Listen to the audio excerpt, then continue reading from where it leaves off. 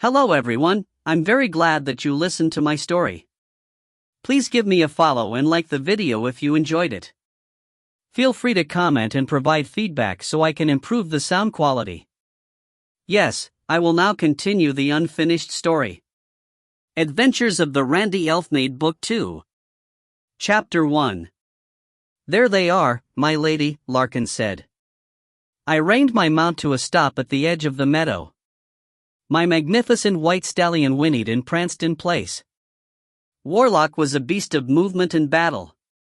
He didn't like standing still. I loved that horse. Larkin's brown gelding gave Warlock a wary look and tried to move away. Larkin covertly slanted a dirty look my way. I saw that, I said, smirking. Don't blame me if your mount is a pussy, but. To our right was a rotting trunk of an ancient elfin oak. It was a big one before it fell, maybe 500 feet tall. Since the land around it hadn't been cleared and cultivated in centuries, it was probably a rare wild elfin oak. If anyone lived in its canopy, they were out on their own. Hermits or religious fanatics favored lone oaks like that. I couldn't tell, since the surrounding forest hid most of the tree, so I couldn't see if there were any tree houses. Forgive me, princess, he said, not sounding regretful. Larkin also knew I hated being called princess. I was a captain in the army and the air cavalry, after all. So I slanted an equally dirty look back at him. He grinned. Larkin was Her Majesty's huntsman, arguably a higher rank than me. Technically I was still a little higher as heir apparent, though he commanded more respect. He was the Emerald Forest's greatest living huntsman. So he was second only to me on the mission. Four men stood around a small fire, using the massive root ball as a windbreak. I only recognized one of them. Wynn was Torin of Lower Redwood. It was his tuath beset by the werewolf, so as lord it was his duty to hunt the monster down. After 3 months of failure, he requested royal assistance. Hi Lady Maeve, my mother, assigned me the mission. I called upon the Emerald Forest's greatest hunters, Larkin, Aiden, Blinn, and Taggart, to help me. I wanted to brief the other huntsmen on the mission before we met with Lord Wynn, but apparently the ancient warrior couldn't wait. The 3 huntsmen were all dressed like Larkin, in soft leathers of brown and green. They wore soft-soled boots, and carried short swords and bows. Sometimes it was hard to tell rangers and huntsmen apart. In contrast, I wore red leather breeches stuffed into over-the-knee boots. My shirt was light brown, at least, with a snug black leather vest over it. And Lord Wynn wore all white, to complement his great mane of startling white hair. I carried a sword and bow, but also various talismans to fight the werewolf. The sword was a gift from my mother when I joined the army, a named blade called Fong. The hilt was a dragon's tooth. Fong also had silver inlays along the blade, making it deadly to werewolves. I also wore my mother's own enchanted battle braces, called Maeve's braces. They gave me greater strength and endurance in my arms. I could punch as hard as an orc while wearing them. Hopefully, it would give me strength enough to fight off a werewolf if it came to that. I also wore 2 enchanted rings, one on each middle finger. On my left hand was an Inquisitor's ring, to help me rout out the truth with witnesses and victims. My right middle finger held Yepier's ring. It was a jet black ring, of unknown material. The ring was created to fight magical beings, like werewolves and wizards. Basically, it had a small prick I could pull up when fighting. When I punch a shifter, and managed to penetrate his skin with the ring's prick, he would be instantly returned to his human form for up to an hour. Used on sorcerers, it would suppress their magic for up to an hour. All told, I felt pretty confident with the talismans provided. It was my usual complement of weapons and talismans for fighting werewolves and other shifters. None of them had failed me yet. Maeve sent you? Wynn said, scowling. Nice to see you, too, my lord, I said, giving him a brief nod. No disrespect, Devessa, but if I couldn't hunt down the werewolf, I don't see how you can help, he said. Are you even 100 years old yet? I tried to remain calm and placid outwardly. That's what elfin royalty did. I failed and scowled at him. I think Larkin was amused. This is not my first werewolf, Lord Wynn, I said, and disdainfully flipped my waist-length black braid over my shoulder. His pale gray eyes narrowed.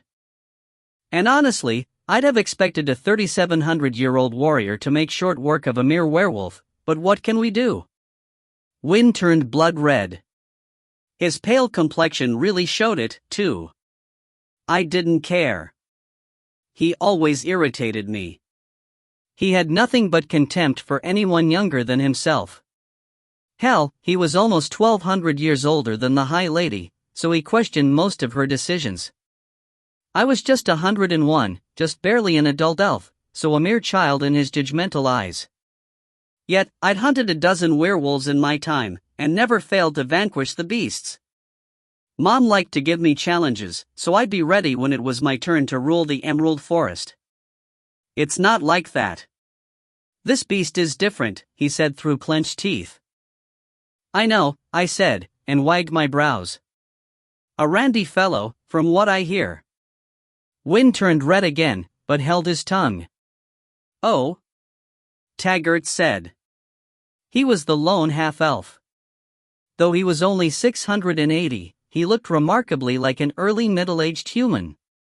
He was short and heavy-set, bald, but with a thick gray beard. I thought he looked like a really big dwarf, but knew he was half-human. Is there more to this than we were told? The other two huntsmen perked up. Like rangers, huntsmen loved challenges. Despite being quite active, the werewolf has never killed, Larkin said. That alone made him a strange beast, since they were usually all about slaughter. And the human kingdoms have denied us the right to hunt him in their lands, but the Tuath of Lower Redwood shared a border with two human kingdoms. Their refusal to allow us to pursue the werewolf across the borders wasn't due to animosity on their part. We also wouldn't allow them to cross our borders armed to the teeth. Yet, they hadn't put much, if any, effort in finding the werewolf since he hunted exclusively within our borders. The redwood werewolf isn't so much hungry as frisky, I said. Ah! Aidan and Glyn said, and smirked. Lord Wynn scowled at them. He's raping our women. Wynn shouted. Actually, they are pretty much seeking him out, my lord, I said. Which, I suspect was the real reason the men of the Tuath were so upset. Lady Aisling, his wife, was one of the first to succumb to the werewolf's lusts. And she still went out for nightly walks alone. Women are taking long moonlit walks in the woods of late. But, Glyn said, frowning at me. Elves can't be werewolves, so that means he's human when he's ravishing the women. Some elves couldn't fathom having sexual relations with any race but their own. I found humans to be immensely fun. They were as good in bed as any elf, and maybe a bit more adventurous. My love of humans drove my mother mad. A half-human child would be such a scandal. Larkin grinned at me. He knew about my randy reputation. Gentlemen, we are here to stop the werewolf, whether he's murdering or mounting his victims, I said. It doesn't matter. So let us study the terrain, interview the victims, and come up with a plan to end his predations within the Tuath for good. You mean kill him? Lord Wynn said, glaring at me. Not necessarily, I said. He's not a killer, so killing him will be the last option. Wynn rose up to his full height, flipped his great mane back, and huffed at me. I will continue to hunt the monster with my men, he said. And we will not be so. He looked me over contemptuously. Soft. The ancient lord turned within a swirl of white cape and hair, marched to his waiting horse, and rode off without so much as a by your leave. I worried my lip watching him ride away, before turning back to the huntsman. I wish I had hair like that, I said, wagging my brows. They laughed. So, it's too late to do anything today. Am I the only single person here? Larkin rolled his eyes and dismounted. The other huntsmen looked at each other and then nodded to me. I knew it was unlikely men of their age would be unmarried, but a girl can dream. It helped that they looked disappointed they wouldn't be sharing my blankets. "Damn," I whispered. I was a little saddle sore, and a good long romp in the blankets really helped me work out the kinks. This mission sucks already. Asterisk asterisk. I lifted my head, listening intently to the sounds of my companions' breathing. They were all sound asleep. A tiny smile tugged at my lips, though I tried to keep my excitement in check. Slipping out from between the blankets as quietly as possible, I knelt on one knee to listen again. The night is mine. So exciting. I glanced up at the starry sky. The moon was up, providing a silvery light. I have a good feeling that this is the night. I was positive that my mother directed Larkin to ensure my safety, above all other concerns. That meant he would try and marginalize my participation. Playing it safe was not my style. Where was the fun in safe? I bedded down in my soft leather shirt and pants, so I'd be ready if opportunity arose. Carefully picking up my soft-soled boots, I looked around for my bow, and both quivers. The bow was there, but not the quivers. My eyes narrowed as I looked at each sleeping man in turn. It was probably Larkin, thinking I wouldn't sneak away without my most potent talismans against werewolves. Easing over to him, I waited while a cloud passed across the moon, dimming the silvery light. When it passed, I spotted one end of my quiver under Larkin's blankets. He was lying across it. The bastard is sleeping on my arrows. All I could do was glare at him. I couldn't get it without waking him, and he would put an end to my planned escapade. Yet, I really needed the soul arrows if I caught the werewolf. It's a dark conspiracy to spoil my fun. I glanced at the night-shadowed forest surrounding us, and then at the sky.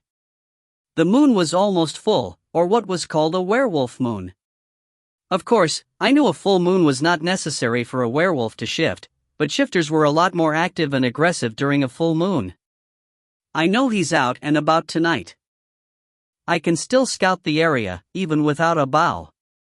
I again paused to listen to my companion's breathing, noting all still snoozing deeply. Biting my lip to hold a giggle at bay, I quickly picked up my sword and slipped out of camp.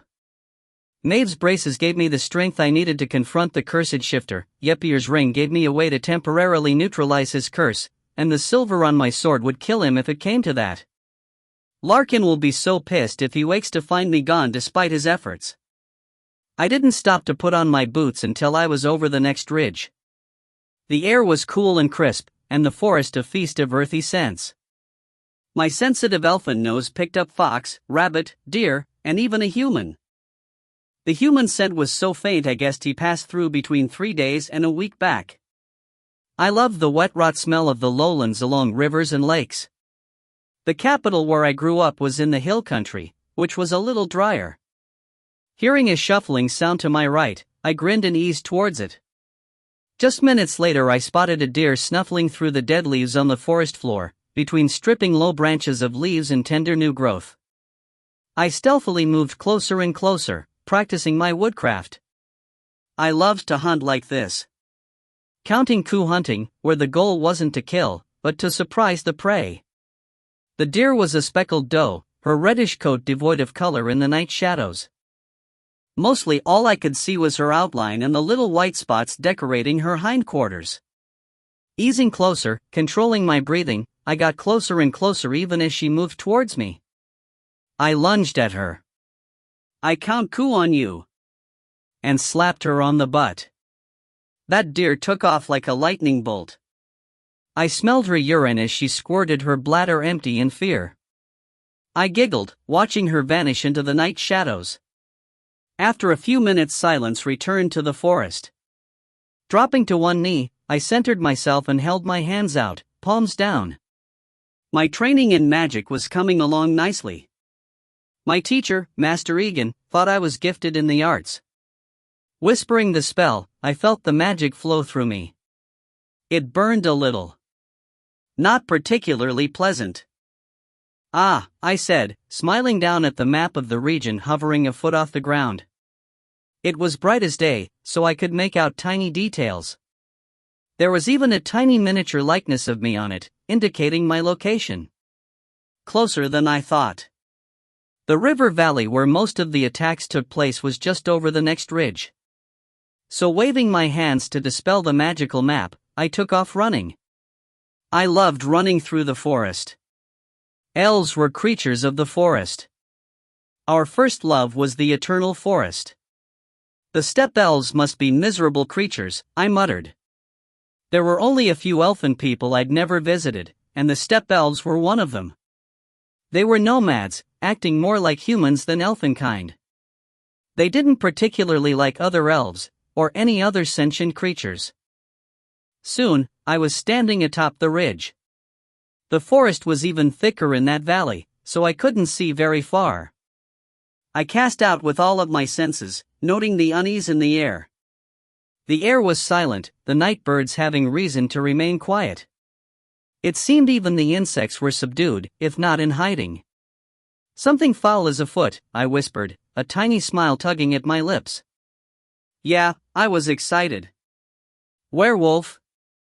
Or something else? I plunged into the darkness of that valley.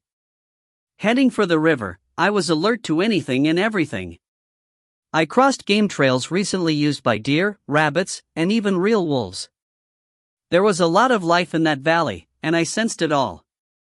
When I reached a narrow, muddy trade road, I was assaulted by a riot of unsavory scents. Mostly human and horse and oxen, and their droppings.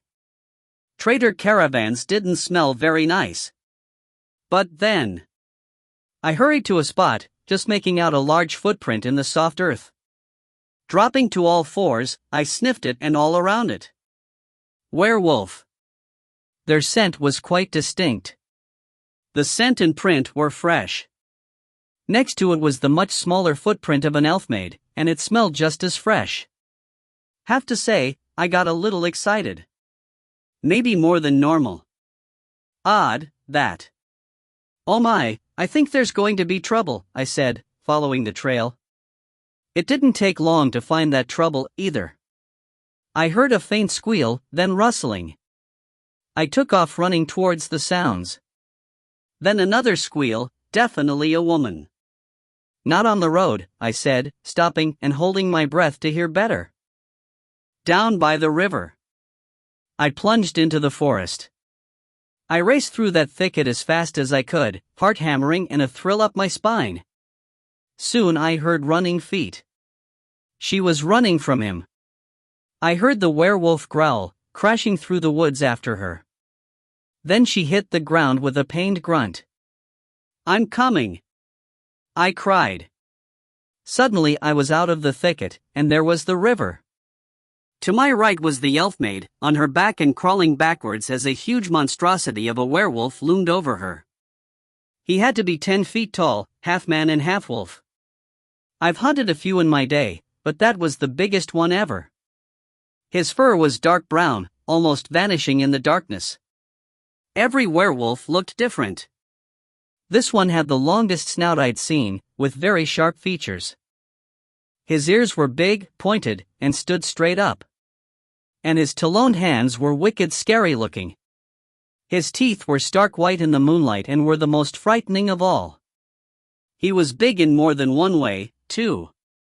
That shaggy bastard was hung to shame an orc. I have to admit, I got a little tingly hot inside.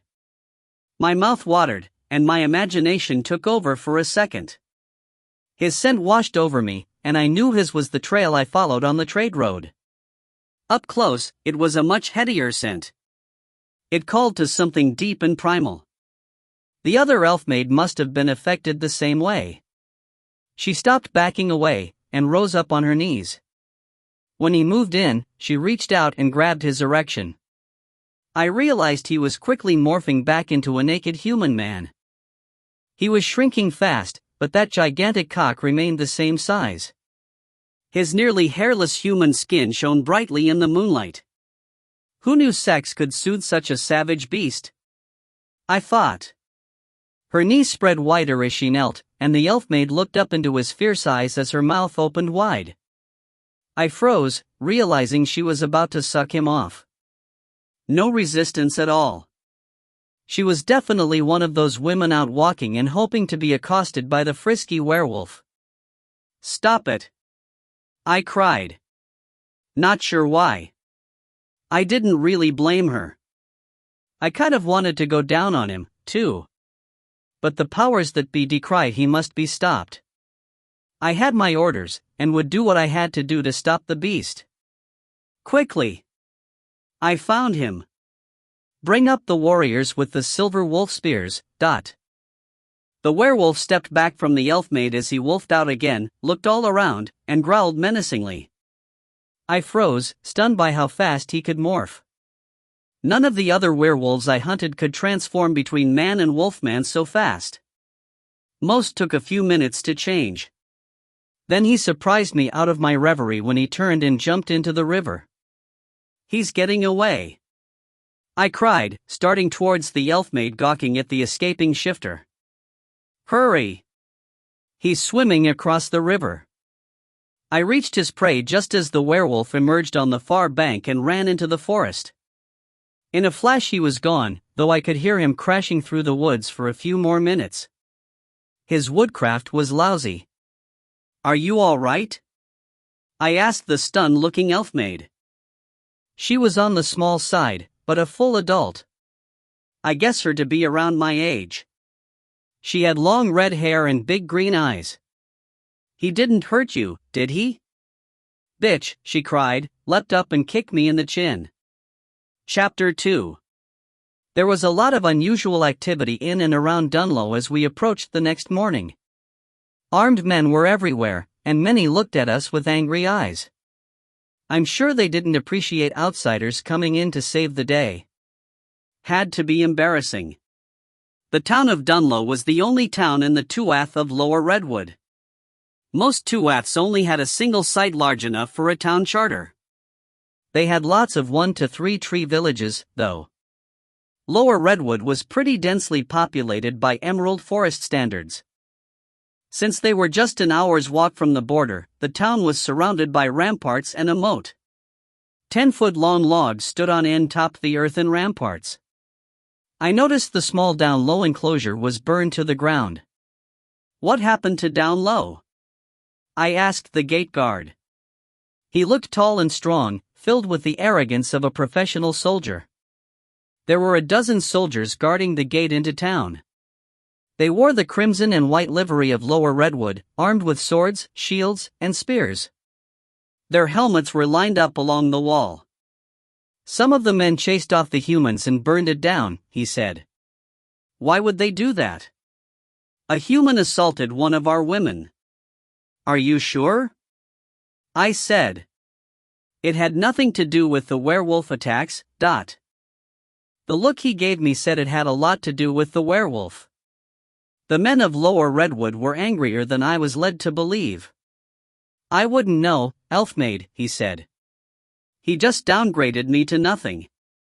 Common elves did not own, much less ride horses. Indeed, horses were almost exclusive to the military, with only a few nobles keeping their own stables. It was much more awe-inspiring to fly a direhawk, after all." "She's Princess Devessa, dog," Larkin snapped, eyes flashing. I cringed. Technically, I wasn't a princess. That was a human concept spread by romantic ballads into our lands.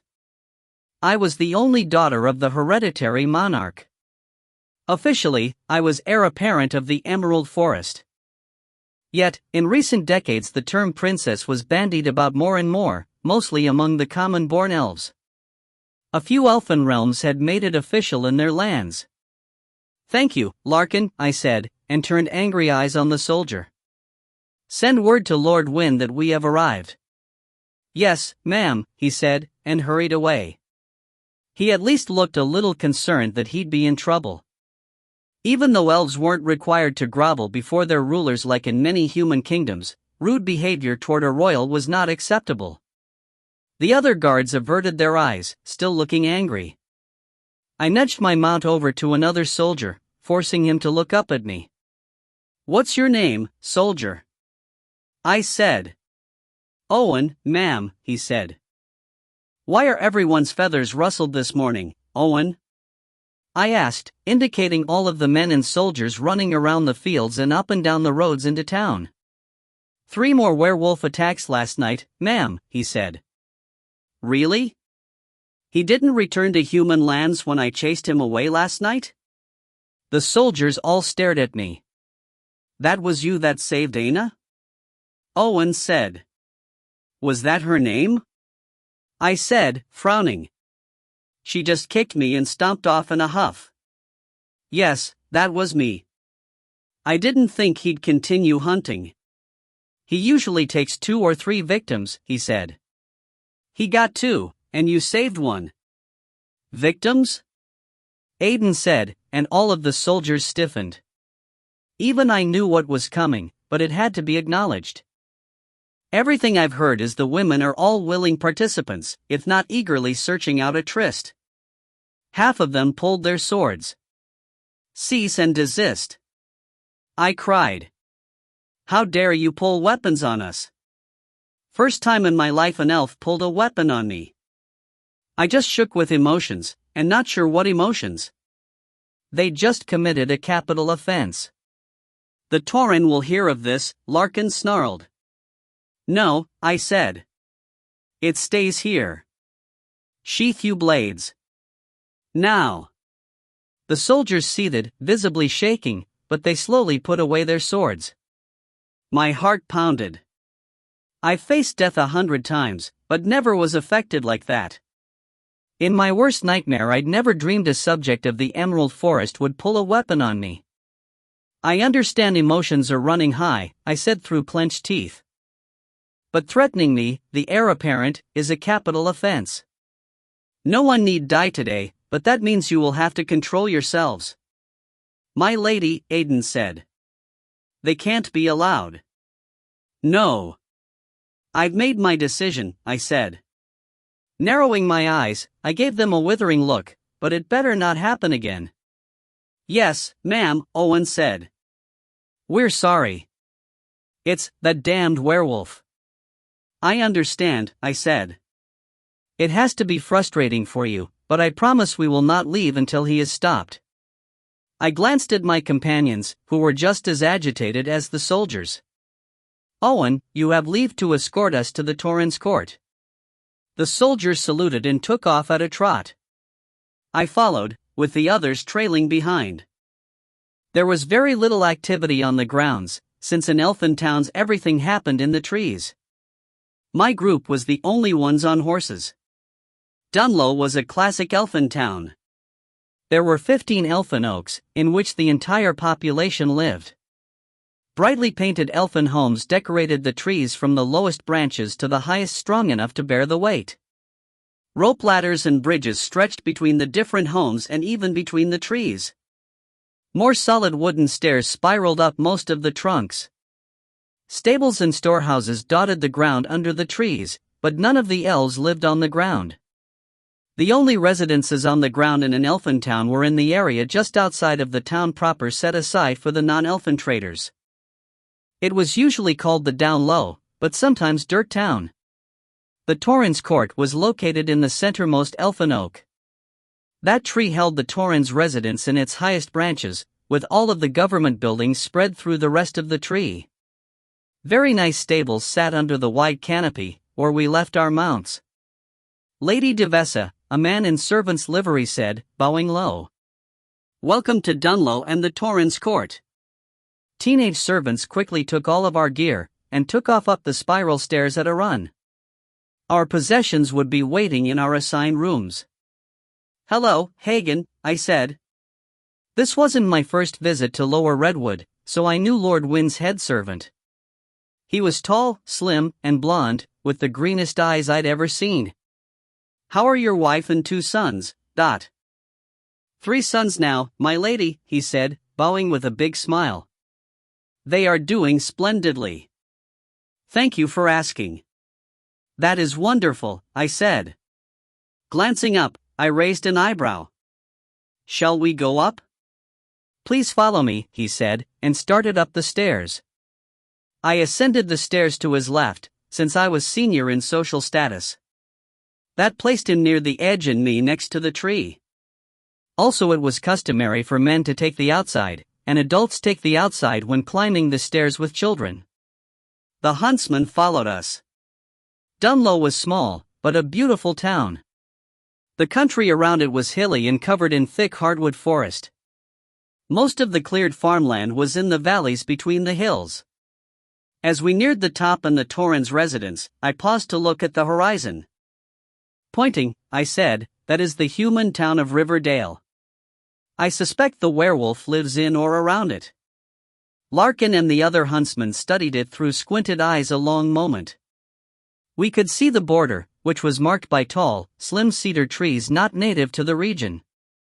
The river snaked through the forest between Dunlow and Riverdale.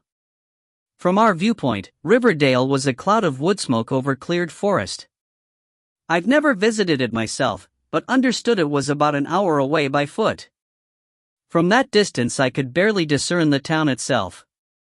"As does Lord Wynne," Hagen said, giving distant Riverdale a narrow look. "But the humans won't let us hunt him in their lands." "That's understandable," Larkin said. "But I don't understand why they won't hunt him down themselves. He's as much of a danger, if not more, to them." "You'd think," Hagen said. "Who understands the minds of humans?" "Their minds work just like ours," I said. "Until the werewolf proves a threat to them, there is little incentive to hunt a big, vicious werewolf who very well might kill many of them when cornered. Or bite some of them, thus forcing their friends to either kill them immediately, or after they turn with the next full moon," Larkin said. "As elves, we don't have to worry about that, but I'm sure it's a significant concern for them." "Then they should welcome us in to rid them of the threat," Hagen said. "I agree," I said. "But, alas, that is not how nations behave." A platoon of heavily armed elfin soldiers waited on the platform just under the Torrens residence. Another platoon stood guard above the sprawling treehouse. As a visiting royal, I was expected to review the troops on guard. They were out in their shiniest, brightest uniforms and armor. I got a tingle looking those young, strong men over. I spent a few minutes reviewing the troops. They normally wore brown leather armor, with a steel conical helmet. Today they were in silvered armor and parade helmets with red feather plumes. Their tunics were bright red, and their leather pants were black. They were all armed with spear, sword, and round shield. "Well, the men of Lower Redwood are quite fierce and dangerous," I said. The soldiers puffed up a little. "I'm impressed. Very impressed." As soon as we stepped on the final flight of stairs to the residence, the tall double doors swung open. I always got a thrill making an entrance. So when we passed through the double doors of the ornate audience hall, I stepped past Hagen as he announced us. "My Lord Wynne, please welcome the High Lady's emissary, Devessa of the High Oak, heir apparent of the Emerald Forest, and captain of Her Majesty's army." I smiled and nodded to my left and right, acknowledging their less than enthusiastic welcome.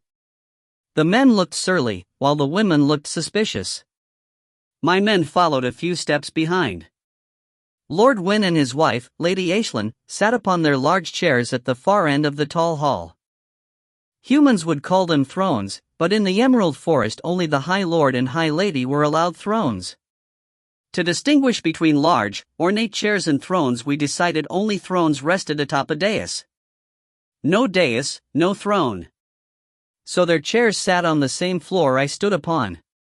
"Welcome, Devessa," Lord Wynne said. He looked handsome and dashing in his all-white robes. "The heir apparent is always welcome in our home. The fact you saved one of our beloved elfmaids from a vicious attack last night gives us great pleasure." "Thank you, Lord Wynne," I said. I stopped a few paces before them and bowed. "Lady Aisling, I pray you are well and happy." "Of course," she said, rather icily. Lady Aisling was a tall, slim beauty, with waist-length hair and big forest green eyes. She was quite a beauty, known for her grace and kindness. The way she regarded me made me more than a little uncomfortable. "I'm glad to hear that the Elfmaid Aina got home safe and unmolested," I said. But I was saddened to hear upon arrival that 2 others were not so lucky.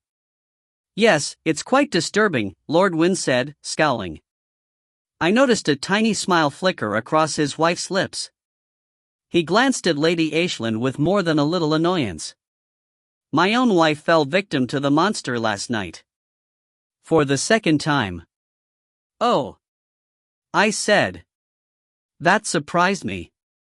"I am very sorry to hear that, my lady."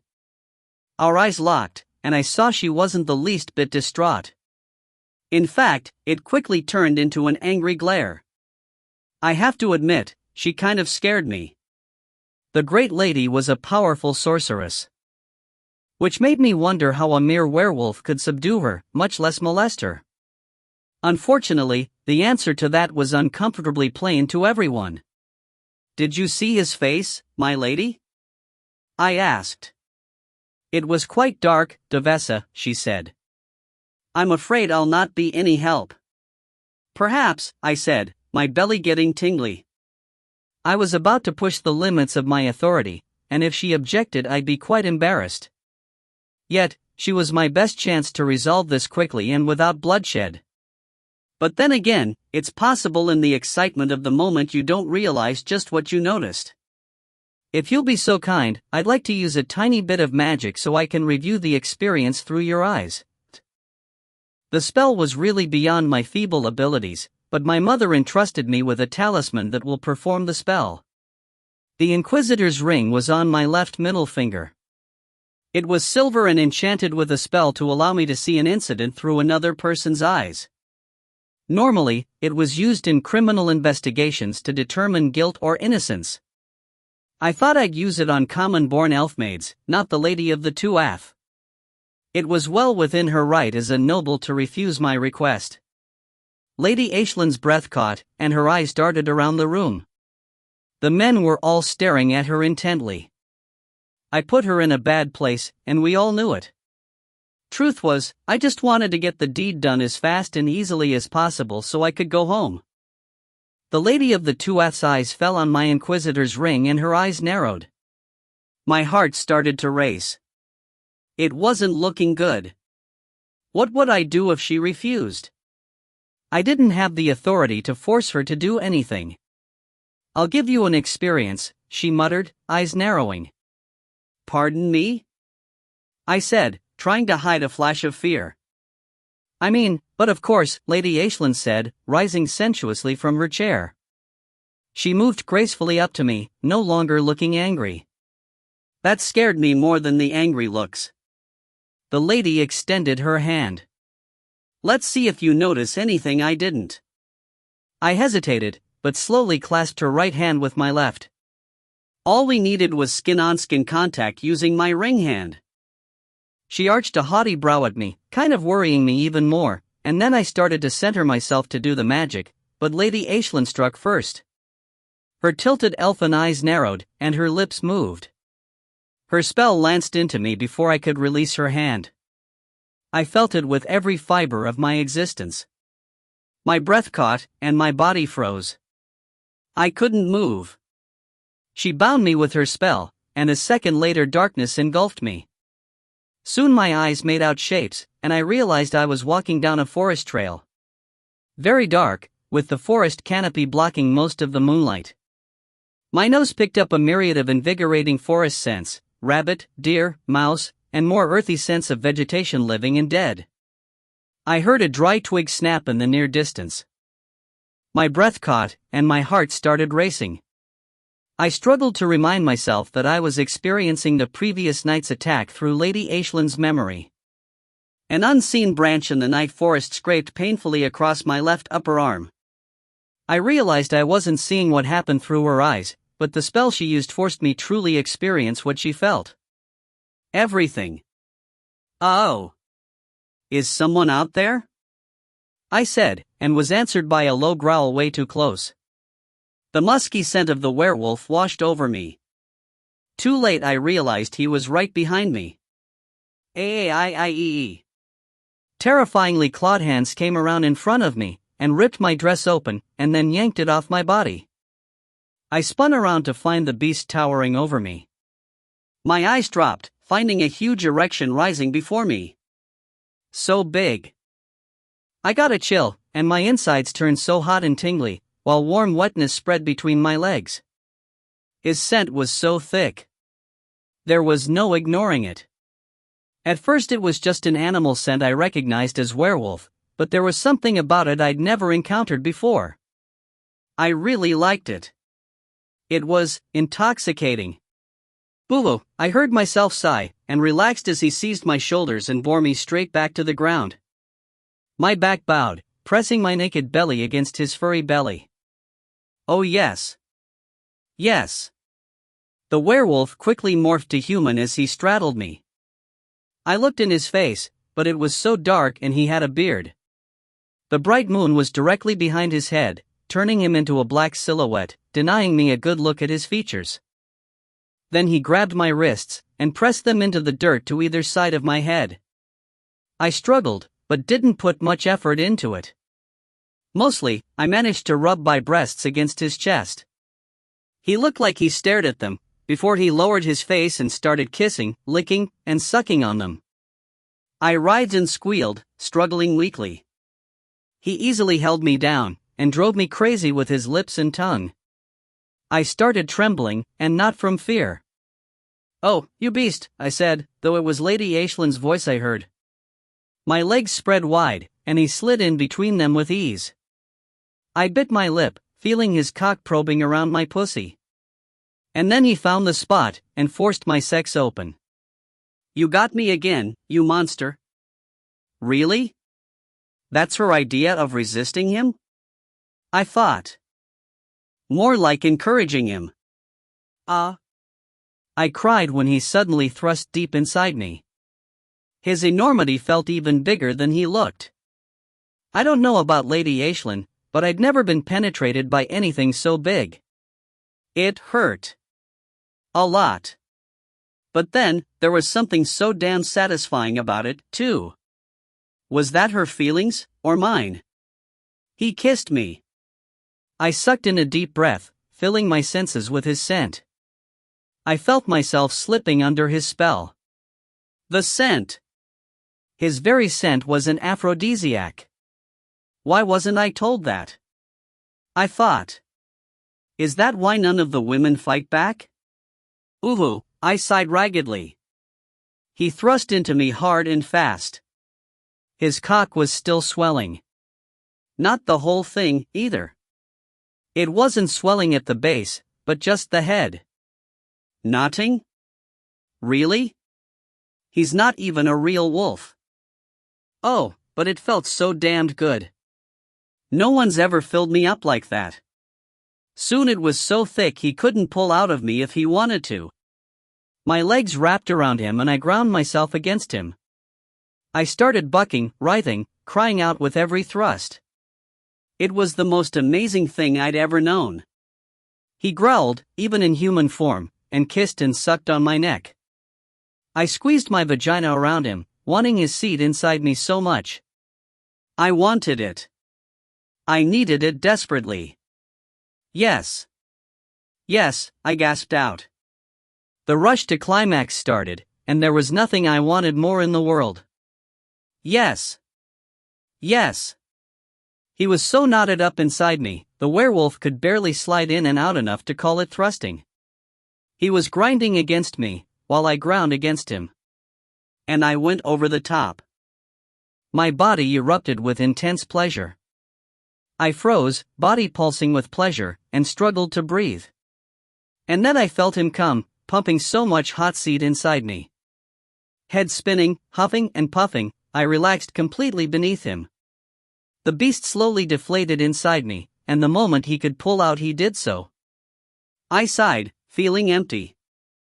I wanted him to do it again, but I didn't have the wind to ask. As he rose up to his feet, he morphed back to full wolfman. The most vicious-looking creature I'd ever seen. Yet, at the moment he was beautiful. Lady Aisling released my hand. The spell abruptly ended. I dropped to my knees and leaned against her legs, panting furiously. My heart raced and my sex throbbed with achy need. I was so aroused I thought I would explode. She leaned over and lifted me face. We stared into each other's eyes a long, intense moment. Lady Aislin's lips curled into a knowing smile. "Would you like me to share my first encounter with him, too?" she asked. "Yes," I said, and my insides tightened up. Her smile widened, and then her eyes narrowed. "No." Lady Aisling stood up and returned to her chair. I remained on my knees. Looking around, I saw lots of satisfied smiles. "Did you see his face?" Lord Wynne said. "No," I said. He frowned at me. Waving a servant over, "Show our guests to their rooms." He looked at me as I rose unsteadily to my feet. "This afternoon we will all go out and scout the area and let you and your huntsman get the lay of the land." "Thank you, my lord," I said. "Tonight we will hunt." Chapter 3. I ran through the lowland forest, trailed by my huntsman. It was twilight, so really starting to get dark under that thick canopy of leaves. I could see patches of blue sky, but it wasn't as bright as when we left Dunlow. We moved quickly and silently. Elves were the most deadly hunters of the forest, whether at day or at night. Our eyes and other senses were well adapted for hunting in darkness. We could see, hear, and smell as well as any predator, and better than most. Soon the werewolf would be on the prowl, who was a whole other kind of predator. The huntsmen wore all black. Their faces, necks, and hands were blackened with soot. I wore a white shirt and green leather pants, with soft-soled boots. My job on the mission was different from theirs, so didn't require me to be the least bit stealthy. Stopping atop a steep ridge, I dropped to one knee and brushed dead leaves away to reveal bare earth. I drew a series of lines as the others circled my little cleared spot and dropped to one knee as well. "We are right here," I said, tapping the line closest to my knee. I pointed to the other side of the cleared patch. "That is the border. So we're only a short run from where I suspect he is crossing over into Lower Redwood." I drew another line in the dirt, running parallel to the ridge where we were located. "This is the trade road below us. Almost a third of the attacks happened on this road, and most of them in this area." I scratched an X next to the road. "This will be our ambush spot. It's a flat, dry place next to a stream and a common campsite for travelers." "How will we get into that place?" Aiden asked. "I'll be the bait," I said. "And pretend to be a traveler camping there." "Absolutely not," Larkin said. "You are heir apparent. We will not risk your life." I was ready for that argument. Everyday people were trying to protect me from myself, so I had lots of practice. "He's not a killer," I said. "Besides, there are 2 points you fail to understand." "They are?" "1, I'm in command of this mission," I said. He scowled at me, but the other huntsmen's faces remained impassive. "And 2, I'm the only woman. He doesn't like men, so I have to be bait." It helped that I was truly senior there. Despite my birthrights and designation as heir apparent, Lord Wynne had the authority to override me on many issues within his tuath, and that would probably fall under his rights. Which was the reason I didn't reveal my plans until away from the Torrens residence and Dunlow. "I'm sure we can find plenty of volunteers among the townswomen to be the bait," Taggart said. "It's still early enough to send someone back for a willing woman." "I won't use innocent women as bait," I said. "Besides, I'm the one with all the talismans, so I have to get close to him." I didn't really have to get that close. I could shoot him with a soul arrow from quite a distance. 2 quivers were slung across my back, one with soul arrows to kill his curse, and one with silver-headed arrows in case his curse was too strong to kill. I didn't want to kill him if I didn't have to. My huntsman would kill him in a heartbeat. Before anyone could voice any more objections, I drew small circles between the ridge and the campsite. You will be spread out above the campsite. So we are going to kill him? Glyn said.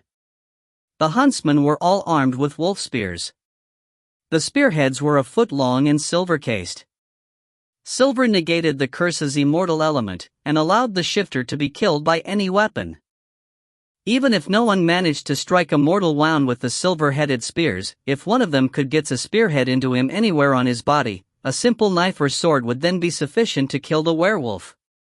Of course, even a wound caused by a silver weapon would heal remarkably fast if he was not killed. It is your job to kill him if I cannot kill his curse before you reach him, I said. My soul arrows were created by my mother, and the High Lady was the most powerful sorceress in the Emerald Forest. If those enchanted arrows didn't cure him of the curse, then nothing would. He would have to be killed. I don't know why you are so determined to save the bastard, Larkin said. Just kill him and be done with it. Because he is not a killer, I said. Besides, about half the time the cursed man doesn't even know he's a werewolf at night. They figure it out pretty fast, Larkin said. They aren't as innocent as you want to believe. And the mortal man is not as evil as you want to believe, I said. It's a curse. Most of the time they don't even remember anything that happened while they are changed. Must be nice to be young and idealistic, Glyn said. It is, I said, wagging my brows. It's part of the charm of youth. Yes. Charm. That was the word I was thinking, Larkin said. I'm sure, I said. Aiden, give me your pack. I'm going to make camp, while the rest of you spread out in the forest above me and settle down. The moon is already up, so we could already be on the way, so let's not waste any more time. Aiden and Glyn carried packs with our supplies. Aiden's pack was filled with blankets and food in the off chance we needed to stay out in the field instead of returning to Dunlow. Glyn's pack was full of medical supplies in case one or more of us were injured. Larkin and Glyn were eldest and senior to the others, so didn't have to carry any burdens. I quickly half-slid down the side of the ridge, winding my way through the thick underbrush and ancient trees. The huntsmen found their ambush spots with almost no sound. I really had to strain to find them from my vantage point on the trade road, and then I only spotted Aiden and Taggart. There was a night breeze blowing lengthways down the valley, so we didn't have much concern the werewolf would sniff them out. The trade road was a dirt track about half again as wide as a wagon. It hadn't rained in over a week, so the road was dry with few muddy ruts scattered down its length. The road was clear of leaves and debris, and covered with foot and hoof prints. It reeked of human, horses, and donkeys. I also caught fleeting scents of at least one goblin and a dog had urinated on a tree beside the campsite. It was upwind, of course. I quickly gathered more firewood. There was a nice-sized stack already, but I didn't know if I'd have time to replenish the firewood stack if we caught the werewolf. Common courtesy demanded you replace all you use on these campsites along trade roads. I had a fire before full dark, and squatted beside the fire and warmed my hands. We'd eaten before leaving Dunlow, so I didn't need to cook. Though it did occur to me that the smell of cooking food might pull him in. I heard rustling in the woods downwind of my campsite soon after sunset. My heart raced, and I fought the urge to rise up and look. After moving my strung bow a bit closer to hand, and loosening my sword in the scabbard, I stirred the coals and hummed a cheerful little song popular in the capital. I tried my best to sell the illusion I was a carefree traveler, preoccupied and easy prey for a randy little werewolf with a lusty wanker. Movement caught my eye. A second later his scent reached me. It was him. Well, slap my hiney, I whispered, seeing him for half a heartbeat silhouetted in moonlight. He can morph into a full wolf, too. There were lots of different werewolf curses. Most of the time the cursed man would change into a wolfman. Sometimes they turned into really, really big and vicious wolves, which were the most dangerously bloodthirsty. I'd never heard of a werewolf with 3 states, man, wolfman, and wolf. Yet, I couldn't deny my nose or my eyes. A rare beast indeed. In wolf form he moved much faster and stealthily than his wolfman form. I grabbed my bow and pulled my sword when I heard sniffing across the road, and between me and the huntsman. Did they see him? I couldn't at the moment. I kept the fire between me and him. Werewolves shared a fear of fire with real wolves, even though it was little danger to him. A sudden wind whipped through the wooded valley, down that road. Leaves swirled into air. Sound and movement were everywhere. My belly tightened in fear, and my shoulders goosefleshed. Is someone out there? I called. Stay in character. Make him believe it. Show yourself. I heard a low growl, but couldn't place it with the wind rustling the trees, brush, and whipping dead leaves around. Looking up the hill, I tried to see if my huntsmen were moving towards me. They wouldn't move until they saw something. His scent washed over me again. I turned to face upwind. Would he charge in? If he figured out I was hunting him, would he retreat or attack? Just because he's never killed, or even hurt, his victims didn't mean he wouldn't try to kill me. I felt him more than anything, coming up behind me. He charged out of the night forest and was upon me before I could turn to face him. Taloned hands bigger than my head shredded my shirt, exposing my belly as I turned. I dropped the bow, since he was too close to engage him with it, and slashed back at him. The wolfman jumped back. I backed away quickly, threatening him with my sword. He crouched low and came at me, slowly and growling. I swallowed the lump in my throat. I knew he was a lover, not a killer, but by all the gods, he was one vicious-looking bastard. His long ears were back, and his mouth was open to expose terrifying fangs and teeth. Stay away from me! I cried, wondering where the huntsmen were. I felt very in need of being saved. I'll kill you. The sword suddenly felt inadequate to the challenge. I'd have to be way too close to use it effectively. And then it hit me. Really, knocked me for a loop. Oh, I sighed, head starting to spin and feel sluggish. His scent was suddenly so intense, filling up my senses. I stumbled backwards, tripped on a root and lost my sword when I landed hard on my butt. He moved closer, and my eyes dropped to his dangling cock. Damn! It was huge. Erect. Scary. Yet, my mouth watered and my sex ached. I knew deep down his scent was a powerful aphrodisiac. I wondered who created that curse, and why, and then all I could think about was that monster cock. He moved closer, starting to shrink and get less fury. His sharp woven features began to blunt, blur, fade away. The bastard was morphing to human so he could ravish me. I so wanted him to ravish me. Stay away, I whispered, desperately trying to remain in control of my faculties and body. I crawled backwards until I was stopped by a tree. Oh no! I couldn't pull my eyes off his erection. I barely noticed his transformation complete. He pressed up close, his cock in my face. I wrapped a hand around him as visions of sucking it filled my mind. You're very beautiful, Elfmaid, he said, his voice deep and growly sounding. Like a talking wolf? So beautiful. I want you. Yes, I whispered. I rolled to my knees before him. My mouth opened to take him in, and then 4 elves charged out of the night forest with silvery spears. In a daze, I barely comprehended what was happening. All I really cared about was his big, beautiful cock that was ripped away. The huntsman plowed into him. Larkin and Taggart both managed to impale him in human form, but he screamed in agony and somehow flung himself off of their spears. He was fully a wolfman within a few heartbeats. The huntsman pressed their attack and he growled loud and menacingly, before turning and vanishing into the forest. Don't pursue! Larkin cried. He'll have the advantage and take us out one at a time. But he's getting away, Aiden said. Larkin ignored him as he rushed to my side. Devessa, are you okay? He said. He looked so worried.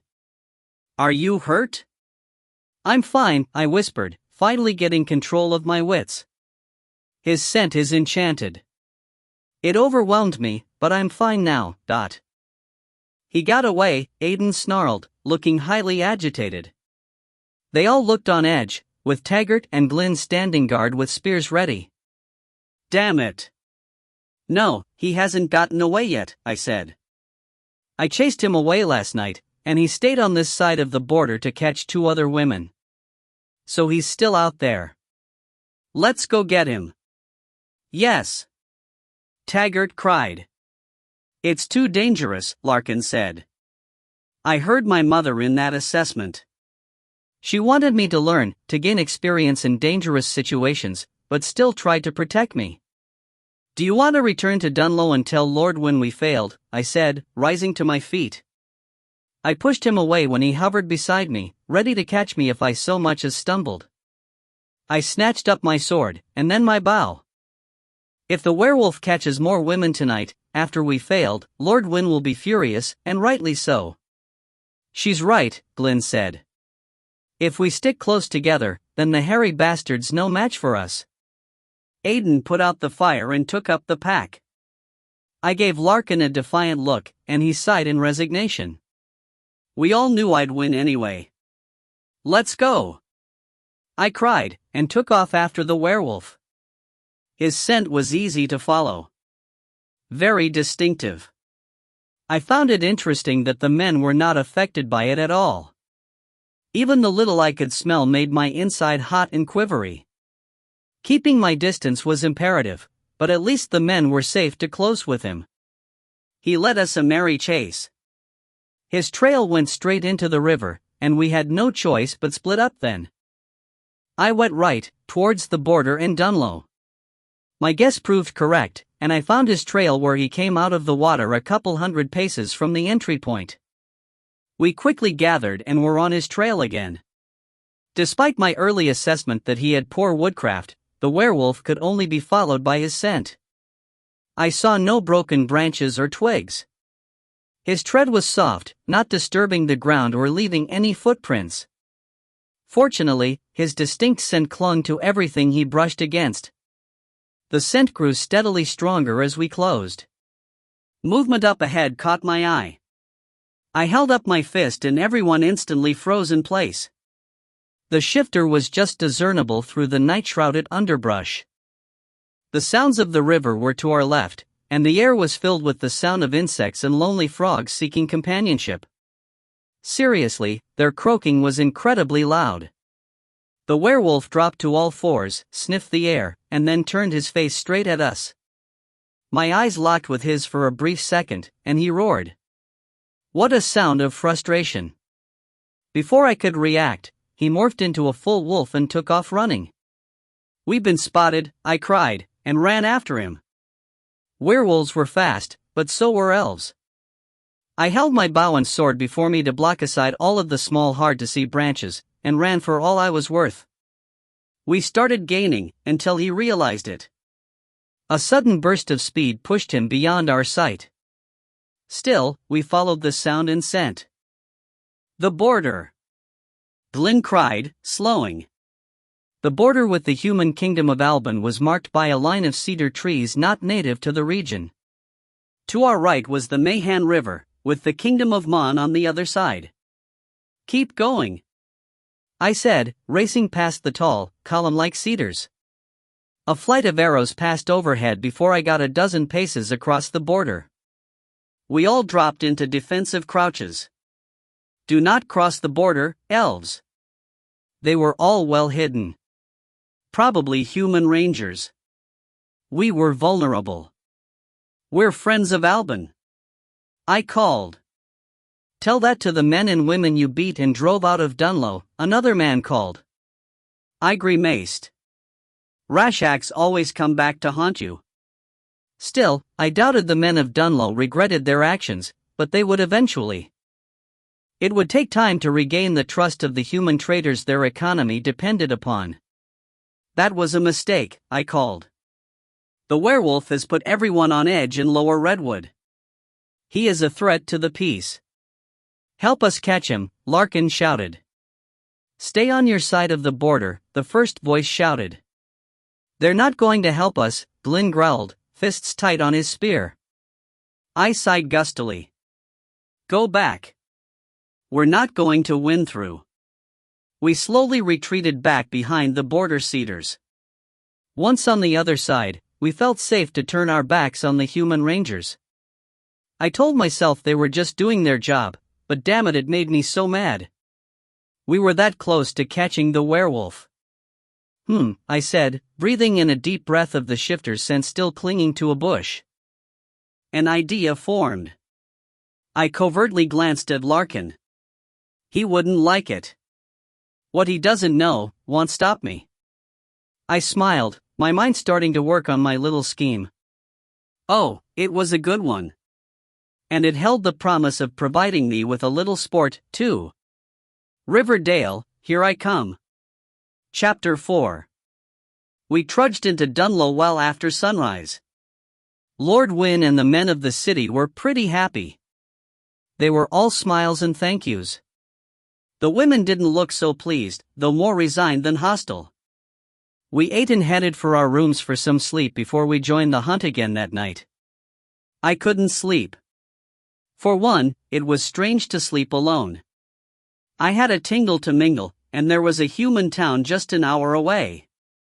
Humans lived short, frantic lives, and they wanted to squeeze every second of joy and pleasure out of it that they could. Long-lived elves had plenty of time, which I suspect was the reason the local elfmaids and wives were so interested in the horny werewolf. Their men should take heed, and take care of their women instead of worrying about the shifter. Not everyone shared my enlightened way of thinking. I couldn't take my weapons. The sword, Fong, had silver the werewolf might be able to smell. The bow and arrows were too obviously enchanted, and would draw a lot of unwanted attention. Besides, armed men and women always got the unwanted attention of the soldiers guarding the town. So I just wore Maid's braces, Yepier's ring, and the Inquisitor's ring, all things I could use in Riverdale. I centered myself and stepped into the open window. The ground was a few hundred feet below. There was lots of early morning activity in the elfin oaks and the suspended bridges between them, but very little on the ground under the trees. I grinned and jumped. I allowed myself to freefall most of the way down, to get it done fast before anyone spotted me escaping. At the last second I called up my magic and slowed my descent down for a soft landing. Needless to say, I was stopped when I tried to pass through the city gate. "Why are you leaving, my lady?" the officer in charge said. He was a tall redhead and from a leading family in the Tuath. "It's not safe for an elfmaid to be out alone in the forest." "It's only not safe at night, Captain," I said. "I shouldn't be too long. I'm just going to scout an area. I have an idea, and if I'm right we might be able to end the threat tonight." He gave me a disapproving look. "I can't force you to remain in the city, but I can assign you an escort." "No. I'm fine," I said, shaking my head. People were always trying to protect me. Mostly from myself. This is what I do. You protect the people as a soldier. I protect the people by hunting supernatural threats to them. An escort will just distract me and slow me down. Thanks anyway.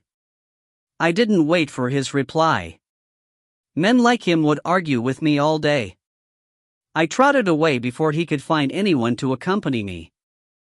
That would totally ruin my plans. Heading down the trade road in the direction of most werewolf sightings and attacks, I laid a nice trail to follow right down the middle of the road. I was pretty sure someone would follow. When I found a packed train of human traders past me going towards Dunlow, I noticed they looked tired and bored, heads down and just concentrating on walking. Perfect, I thought. I scrambled up onto one of the pack mules, and then leapt over to a tree next to the road. Moving fast, I accomplished it without any of the traders noticing. The traders and their mules would wipe away my trail, so anyone following wouldn't know where I left the road. I'm not as dumb as I look, I thought. I waited for the traders to pass before I moved. The fewer who noticed me, the better. As they disappeared around the bend, a tingle rippled through me. Another little adventure into the human world. I loved humans. They were so much fun. Staying in the trees, I ran down limbs and leapt across to other trees. I felt like a squirrel. I could move faster on the ground, but even I couldn't avoid leaving some signs of passage. Once I was far enough away from the road, I returned to the ground and carefully made my way to the border. I purposely stayed far from the area that the werewolf crossed over, since the human rangers would be watching that stretch of border with extra care. The border was quiet. The natural sounds of the forest reassured me. But then, human rangers could move almost as stealthily as an elf, so could be out there without disturbing the wildlife. I studied the other side of the border for quite a while before I spotted him. It was obvious the ranger didn't see me. Easing slowly down the border, I found the next ranger on guard. The fact they were standing guard on the border said a lot. None of it good. I had to stop the werewolf as quickly as possible so everything could return to normal between us and the kingdom of Alban. Moving back to a spot between the two rangers, I crossed the border. It was slow going, and tried my patience, but I passed through unseen. Once I was over the next ridge, I felt safe and headed towards Riverdale. The market town of Riverdale was twice as big as Dunlow, both in area and population. Their defensive ramparts were similar to Dunlow's earthen and wood palisades. If either town built stone walls, the other would have to as well.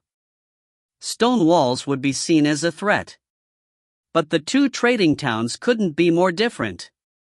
Dunlow was pretty much entirely up in giant elfin oaks, while I could count the trees inside Riverdale on one hand.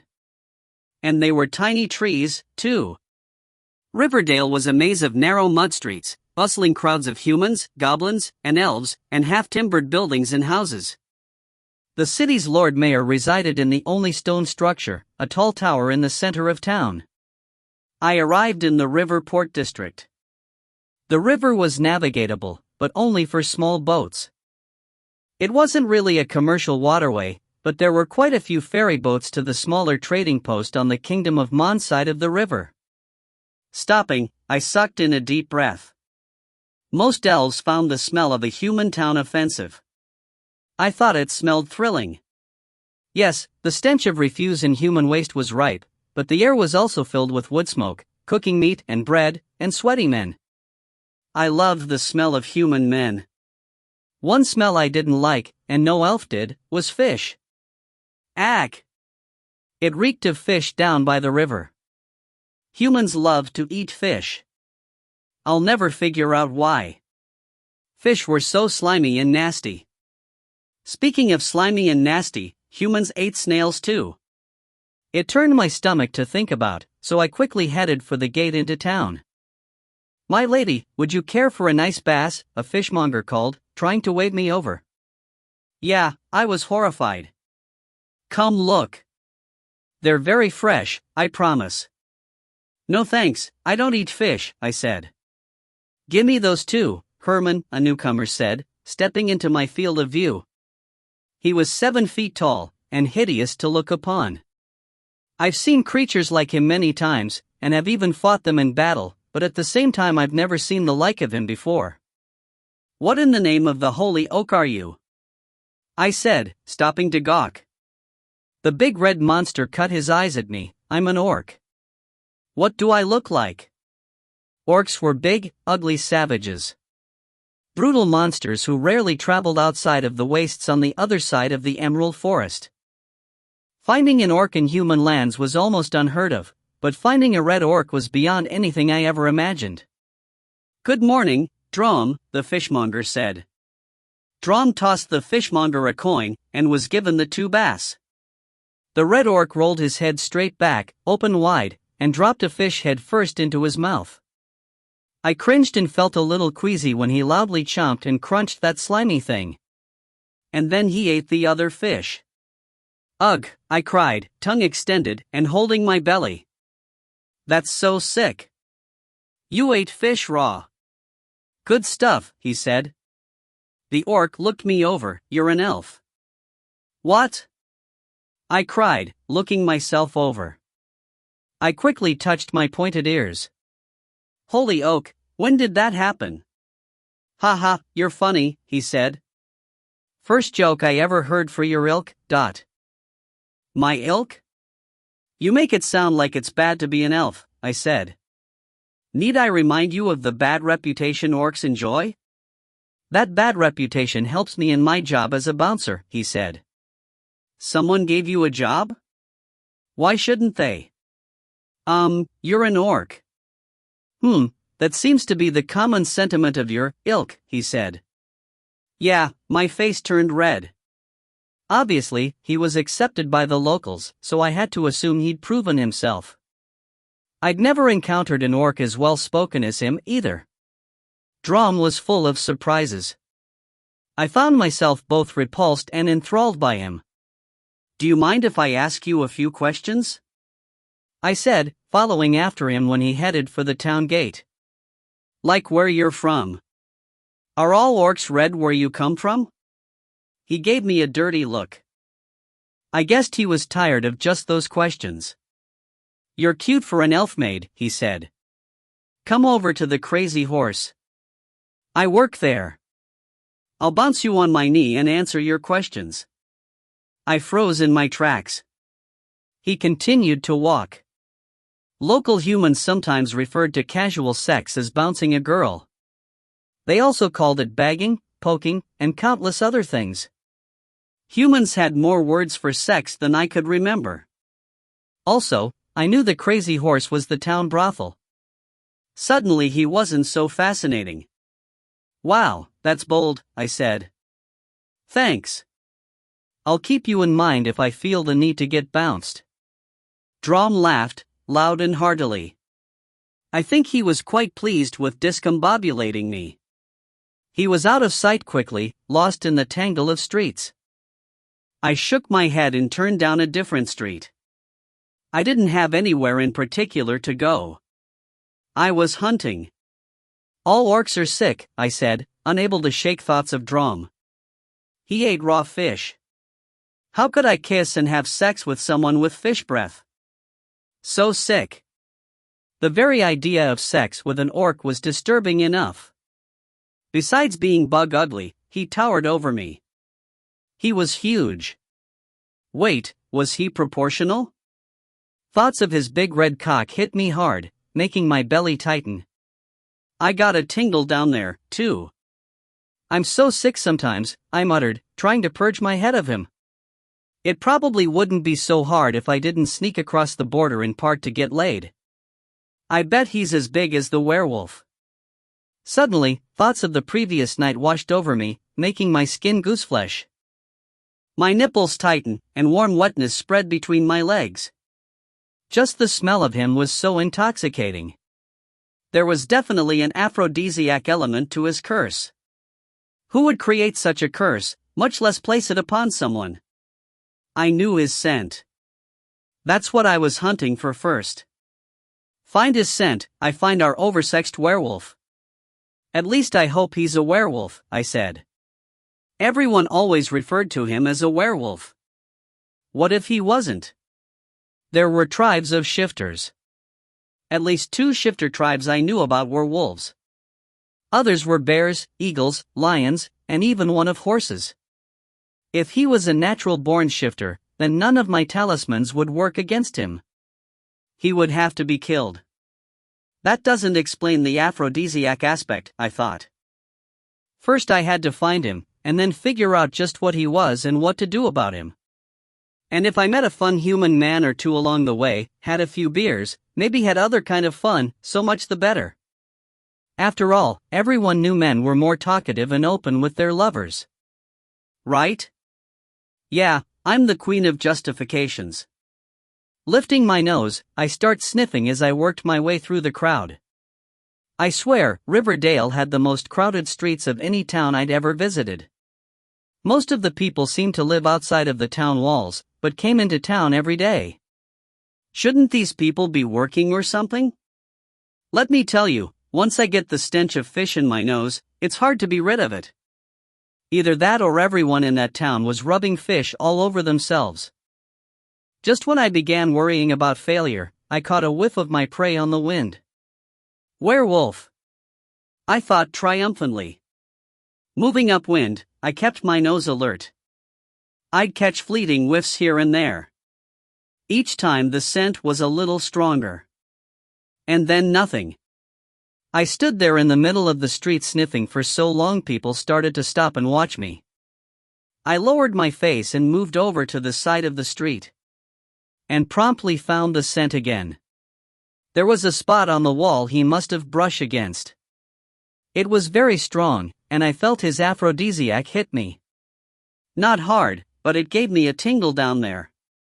So I moved upwind, and lost the scent again. Turning around, I headed the other way. 2 buildings down the street I passed a doorway and his scent intensified. He was either in there, or had very recently been inside that place. The air coming out of that door reeked of alcohol. Looking through the door, I saw men and women sitting at long trestle tables. No one was eating, but everyone had a mug in front of them. Tavern, I thought with a big smile. I glanced up at the faded tin placard above the open door. It simply said, Elmer's. What an odd name for a business. I guess Elmer wanted everyone to know he owned a tavern. Stopping in the doorway, I took a slow breath with all of my olfactory senses on alert. His scent was thick in the air, but it wasn't the pure werewolf scent I recalled from the previous night, but the more human scent that was at the back of my mind. Until then I didn't recall that his scent changed when he morphed to human the previous night. Was that another aspect of the magic of his curse? On the positive side, the aphrodisiac element of his curse wasn't very strong when he was in human form. Good thing, since I hadn't figured on that aspect when I went out on my own to hunt. There was a problem, though. The tavern was big. There were a lot of men in there, too. They were drinking and singing, and having a grand old time. It wasn't even mid-morning yet. I loved humans. Elf in the house, a man sitting at the closest table called. He looked old and frail, well past the ability to work in the fields. Probably all he ever did was sit in here and drink all day. All bow to her ladyship, ... About a third of them stood and bowed to me. I arched a brow at them. Actually, not the first time that happened to me. Humans reacted oddly to elves. There seemed to be a kind of love-hate thing towards us. Well, if only they were so nice to me back in my hometown, I said. I moved another step inside, though ready to dart out if it turned ugly. I might have to move here. The old man looked me up and down, kind of like he thought he had a chance with me. He looked older than I first thought, dressed like a local peasant farmer. He took a long pull from his mug, and sucked in a breath. I arched a brow at him. Welcome to Riverdale, Lady Elf, the man said. I am the town's official greeter of beautiful elfmaids. That means you have to share a mug with me, . I couldn't help but smile. I was flattered. Who doesn't like to be described as beautiful? Mother said I was easy. Way too easy. She brought it up a lot. I stepped closer to his table and wagged my brows. You, sir, are obviously of noble birth, I said. He grinned drunkenly. I figured another mug or two and he'd be sleeping it off the rest of the day. For no greater gentleman has offered me such a wonderful compliment. Where's that mug? The sharing of a mug was a thing with humans. I can't say I understood the significance, but they didn't usually do it lightly. The old man was too drunk to take seriously, but he was my way into that tavern without putting anyone off. An elfmaid who shares a mug with a human can't be all bad, right? A serving girl quickly delivered a large pewter mug with 2 handles. He stepped around to my side of the table and we each took hold of one of the handles. Facing each other, we lifted the mug up to chin level. Humans were a little bigger than elves as a whole, but he was about my height. A little man. I winked at him and said, friendship. I am Duvessa. Let us be friends. Friendship, he said. I am Jack. Let us be friends. As the guest, we lifted the mug to my lips and I drank deeply. One did not sip in this odd little ceremony. Then we lifted the mug to his lips and he drank the rest. Hey, I think you got more beer, I teased. He winked at me. Sorry. Shall we share another? I laughed and kissed him on the cheek. Lord Jack, you are a naughty boy. I know, he said, beaming with pleasure. I caught the werewolf's human scent again. It was a drafty room, and I couldn't tell where it came from. Sorry, Jack, this looks like a fun place and I want to look around, I said. See you later. I kissed him on the corner of the mouth. Yeah, I let it linger a second. He just smiled. Then he pinched my butt when I turned around to leave. Hey! Laughter filled the room. Jack grinned, looking so pleased with himself I couldn't be mad at him. Though I was probably close to twice his age in actual years, he was far senior in life. I tended to be more lenient with the elderly and the very young. And I also enjoyed a little pinch now and then. I was afraid to leave the doorway, since the werewolf did see me the previous night. Some shifter curses returned the victim to human form without any memory of the previous night, but others remembered every detail. There was a slim chance that he might not even know he's a werewolf. Not likely, but a possibility. But if he remembered me from last night, then he'd know I was hunting him here and now. Should have at least brought my sword, silver or not. Keeping an eye on the door, I walked the length of the bar. About a dozen men stood there drinking and socializing. Most of them were elderly, so their sons had probably already taken over the family business or farm. The youngest were the human equivalent to my age, around 20 years old. His scent grew stronger. Warm fuzzies invaded my belly, and a little warm slickness spread between my legs. So maybe there was a little more aphrodisiac in his scent than comfortable. Sweet gods, you are a pretty little thing, a man said. He was sitting at a table to my right. He looked to be mid-30s, long dark hair and beard. I loved humans with beards. Elves couldn't grow beards, so it made them look so exotic. I figured him to be hired muscle, since he was the best armed man I'd seen in Riverdale. A sword for hire. I said, looking him over with relish. He looked like a very bad man. The kind of man to make my body sing. And then I caught an especially strong whiff of the werewolf, and realized he was sitting at the next table. Oh. Our eyes met, and it was intense. What a connection. Did the seductive aspect of the curse remain in human form? Distracted, I didn't notice the first man reach for me. In a heartbeat I was on his lap, my feet were in the air and his lips pressed to my neck. His beard tickled, and I giggled. He dug his fingers into my ribs, and I squealed. Stop. I'm ticklish, I cried. That just encouraged him. I wiggled and giggled, and suddenly found myself straddling his lap, nose to nose with him. I think I let out a tiny squeak. Not sure, since my head was spinning. He kissed me before I knew what was happening. Everyone was watching, so I threw my arms over his shoulders and kissed back.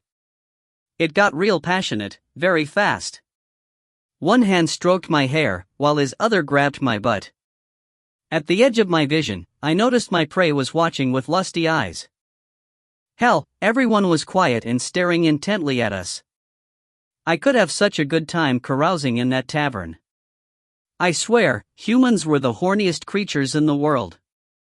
So much fun. I groaned. He opened my mouth with his, and thrust in his tongue. So bold. I caught his lip between my teeth, pulled, and then sank back into another passionate, open-mouthed kiss. My blood was up. I wanted it so badly. I wanted him inside me. But I couldn't. I had a job to do. I was hunting. His hands started roaming, and I liked it way too much. My prey was right there, but that other man was so passionate. So exotic and sexy. I realized I was grinding my sex against his crotch, and he was getting harder and harder down there. And then he grabbed my boobs through my shirt. "Whoa, big boy," I cried. I laughed, but grabbed his wrists and scooted off his lap. "You almost had me there." I stood up and pointed at him and shouted, "Hey, everyone, kiss this guy. He's really good." The tavern roared with laughter. He laughed too.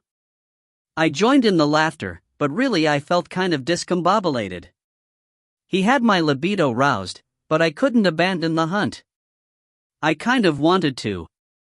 "You're a randy little elfmaid," the warrior said. I arched a brow at him. "You have no idea." Though a smile remained on my face, I watched him warily. He was dangerous, because if he got hold of me again I might not want to escape. He wasn't the man I wanted. When he reached for my hips, I turned and tripped into the werewolf's lap. "Oh. Sorry," I said, turning to face him. I accidentally brushed my lips across his. He sucked in a sharp breath, and mine caught. Our eyes locked, and a thrill raced up my spine.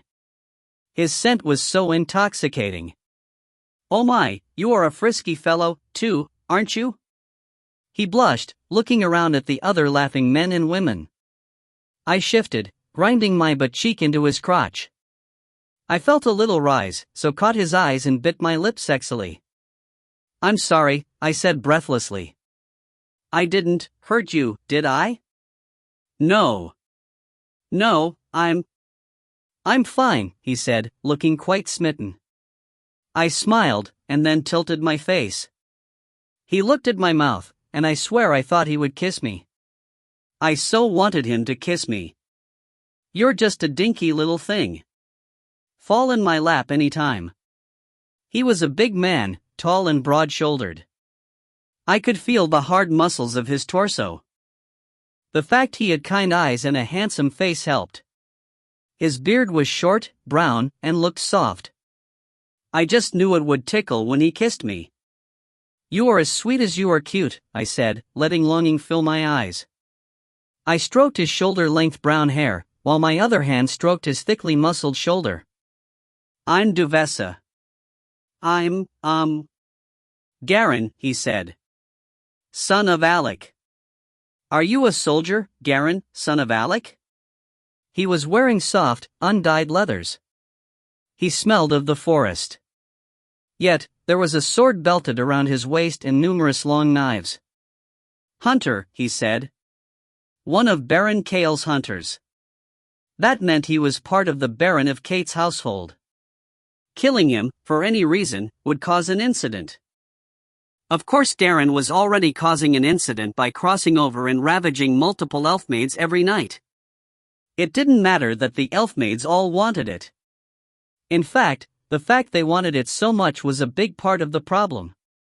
"I bet you're the best at bagging your, prey," I whispered sexily. Bagging was another common term for bedding in both the elfin and human realms. The other men in the tavern certainly didn't miss my meaning, since they started hooting and catcalling. "The best," he said, combing his fingers through my hair. He placed his other hand on the small of my back, and forced me harder against his rising bulge. Garen's face, his lips, moved closer to mine. Our gaze sizzled. It got really hot in there, and I struggled to breathe. "I just happen to be hunting right now." "Oh?" I said, and rubbed the tip of my nose against his. "What are you hunting? Trouble? Are you trouble?" "I've been told," I said. "Often." His hand tightened in my hair. I thought he might morph into a werewolf, so covertly flicked the prick up on Yepir's ring, ready to drive it into him at the first sign of fur. Instead of wolfing out, he pulled my lips into a fierce kiss. My warm fuzzies turned into a hot mess. My sex ached, and my hands clutched at him desperately. I had the slightest worries that his scent was overwhelming my good senses, but that concern was fading fast. The more excited Garen got, the more aroused I became. Our mouths opened wide, tongues diving in eagerly to wrestle. The hand on my butt shifted, allowing his fingers to press deep into my butt crack. My soft leather pants offered little protection from his deft fingers, rubbing my anus in folds so sweetly. I moaned, and then broke free of his lips. Looking around with hooded eyes, all I saw were lusty, eager faces staring at us. Garen and I were about to give them the show they so wanted. It wouldn't be the first time I lost control of my libido and good senses and gave a tavern a rousing good show, but I had a bad feeling Garen wouldn't be the only one to enjoy my intimate company if I didn't regain control of the situation. Is there somewhere private we can go? Garen growled. My eyes widened, knowing I was vulnerable. He surged to his feet, sweeping me up in his arms and headed for the door amid thunderous hoots and hollers and shouts of encouragement. The hunter carried me like a bride, out the door, across the street, and into a 3-level half-timbered building leaning rather badly to one side. I rent a room here, he said as he ran up the stairs. I got the impression he was worried I'd change my mind, so wanted to get at it as quick as possible. I appreciated his effort, while unbuttoning his shirt. Hurry, I said, kissing his face, neck, and chest. He took me to the top floor, and then a room halfway down to the left. Before I knew it, he had me on a small bed and pawing at my clothes. I giggled and wiggled away. You take off your clothes, and I'll take off mine, I said. In no time I was stripped down to just Yepier's ring and the Silver Inquisitor's ring. He glanced at the silver ring covertly, but what could a ring do? But it pretty much confirmed Garen knew he was a werewolf. I did have to snap the prick on Yepier's ring back down. Unfortunately, I had to take off the enchanted braces, too, so there went all my super strength and hitting power. Oh my, what a magnificent specimen of human manhood you are, I said, kind of breathless. His body was impressive. Muscular, with broad shoulders and a narrow waist. My eyes, of course, locked on his huge cock. I remembered it fondly from the previous night, though I didn't really get to play with it before the huntsman charged in. Even better, he was almost panting as he looked my nakedness over. Gave me a sweet thrill. Elfmaids are the best, he whispered, pulling me close.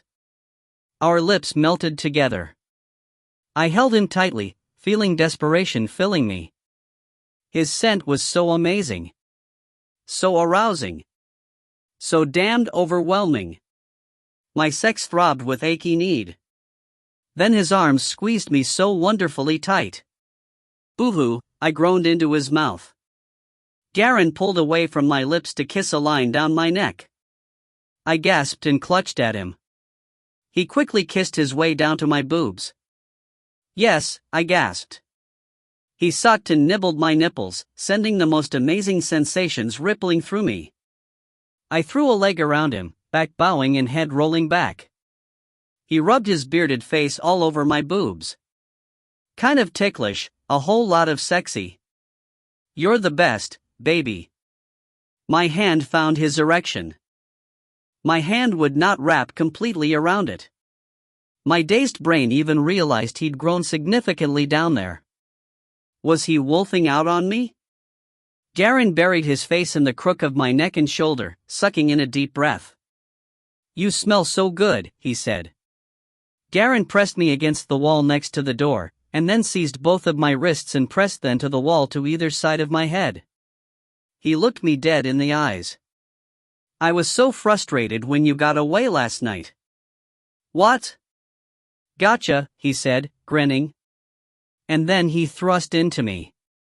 Oh, I cried, feeling him penetrate profoundly.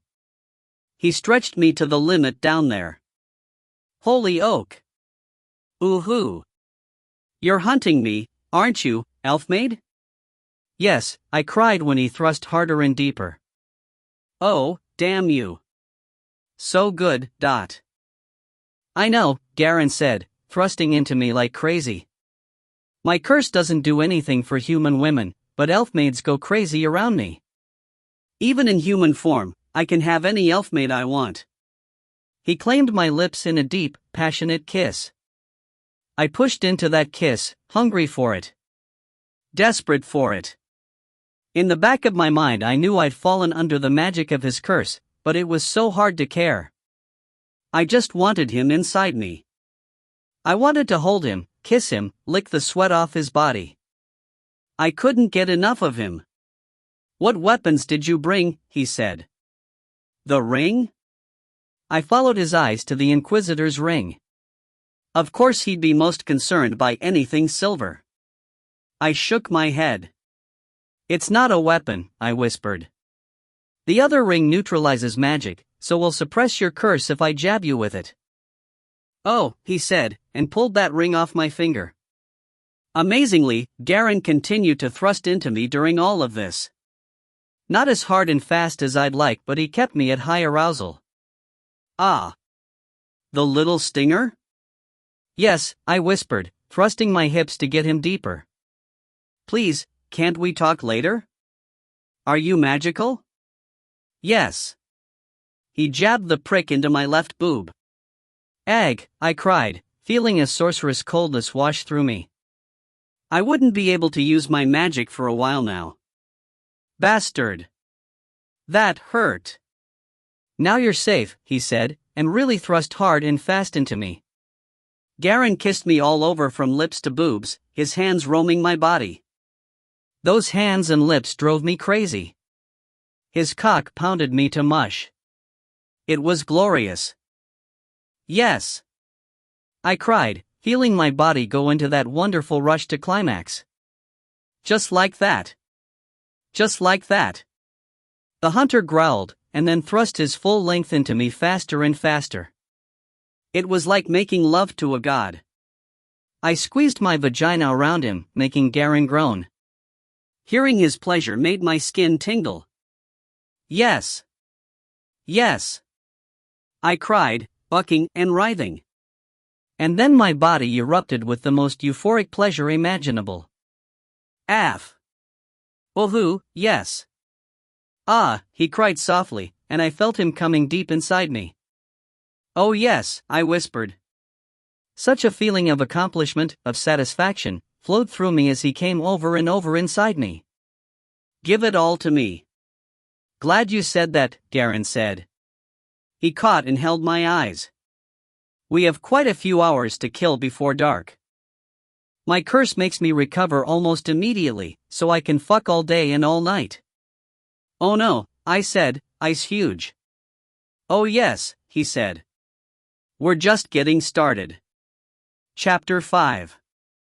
"Garen?" I said, sitting up and looking around. My wrists were locked into iron manacles behind my back. A simple rope of about 2 feet bound my neck to the bed. "Garen, where are you?" The room was dark. I was very alone. Naked and alone. "That's a first," I muttered. No one had ever bagged me so thoroughly that I passed out. I wonder if he can do that after the curse is removed. First I had to catch him. The fool probably went back over the border. Why bother? He had me. Was it the danger? Did the curse compel him? Either way, it was going to look bad for me. The bastard caught me, and turned me into his little plaything for hours and hours. My whole body shuddered as the memories flooded back. Yeah, it was that incredible. "I have to get out of here," I said, tugging on my bound wrists. Manacles. I shook my head. They weren't adjustable. At least Elfenkind understood the difference in male and female bodies, and that manacles made for a man will not hold a woman's smaller, more delicate wrists. Ouch. Okay, I lost a little skin pulled loose, but I was free of restraint. The rope burn around my neck was more annoying. And itchy. Yet, in no time I was dressed. I found an oil lamp and quickly searched his room for Yepir's ring. Didn't find it, or the Inquisitor's ring, which he also took. Damn him. Mother would kill me if I lose them. At least I still had my clothes and the enchanted braces. Once outside on the streets, I could tell it was well into twilight. Full darkness would descend soon, and the werewolf would be out hunting elfmaids. Eager to be caught elfmaids. But so would my huntsman, and the men of Lower Redwood would be out, as well. This is not going well, I said, moving quickly towards the riverside gate. It was still open, but probably not much longer. Human towns were so different from elfin towns. Elves lit up the outside of their homes almost as much as the inside. The elfin oaks were alive with light and movement. Humans bedded down early, then woke up in the middle of the night for a few hours, and then went back to sleep. Elves stayed up late, slept a few hours in the middle of the night, and then woke up early. Very few people were on the street, and most of the activity was around the few taverns, inns, and brothels. Those businesses tended to stay open until late. After passing through the gate, I headed upriver. Moving swiftly through the night forest, I felt my spirit swell. An elf couldn't run through the forest, night or day, and not feel exhilaration. Soon, I came across Garen's scent. I had to pause and breathe him in. So thrilling. Really, after that afternoon, his scent really made me crazy. I couldn't get enough of it. I followed his trail to the border, and crossed at the same place. I might have disparaged his woodcraft earlier, but he found the perfect place to cross the border without the guards on either side spotting him. His trail turned to parallel the trade road. I paused. Larkin and the others would be out hunting him. They had to have followed my trail to the border, so knew I went after him on my own. When he turned up in the Tuath again, they might assume he killed me. That would not go well for Garen. They would be out to avenge me. I was torn. Go back to Dunlow to get my bow and the soul arrows, or immediately try to find Garen. Of course, if I found Garen before the others, he'd probably just seduce me with his magic again. Damn it. That wouldn't save him, so I headed for Dunlow and my most potent talismans. Dunlow was a beehive of activity. Soldiers were running around everywhere. What happened? I asked the guards at the gate. The heir apparent is missing, a young-looking guard said. We think the werewolf killed her. I'm the heir apparent, I said, sounding more annoyed than I was. I'm Duvessa. I assure you, I'm not dead. In hindsight, that probably wasn't the smartest thing to do.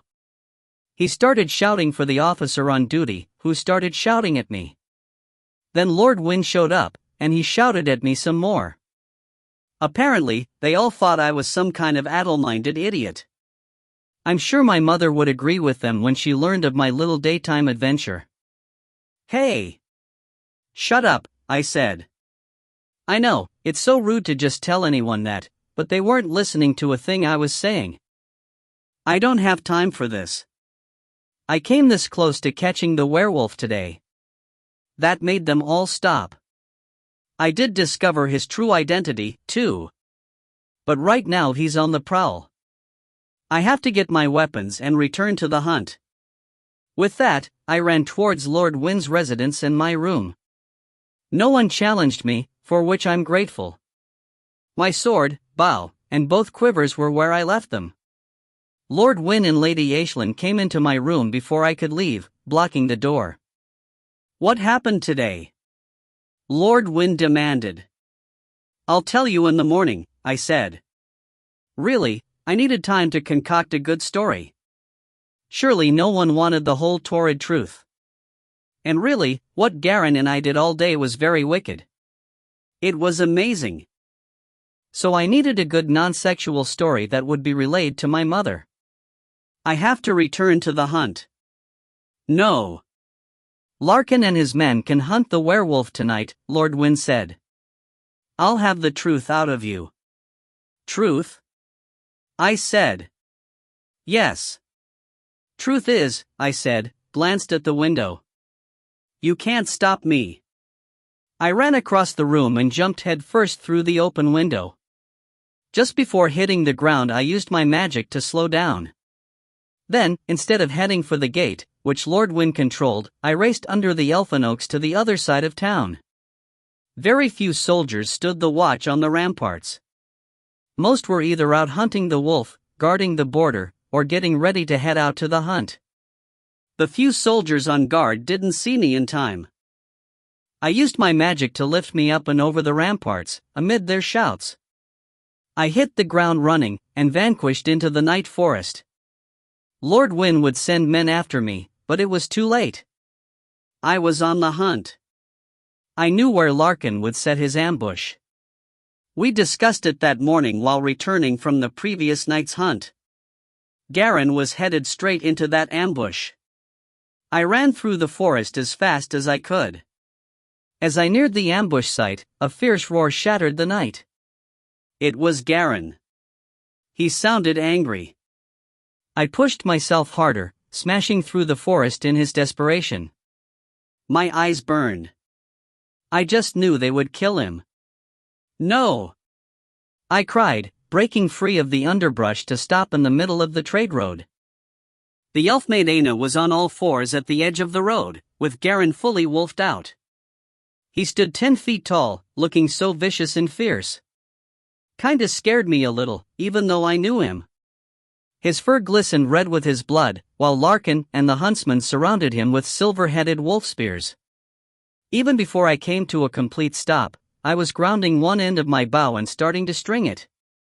I'd practiced quickly stringing it ad nauseam, so it was almost instinctive.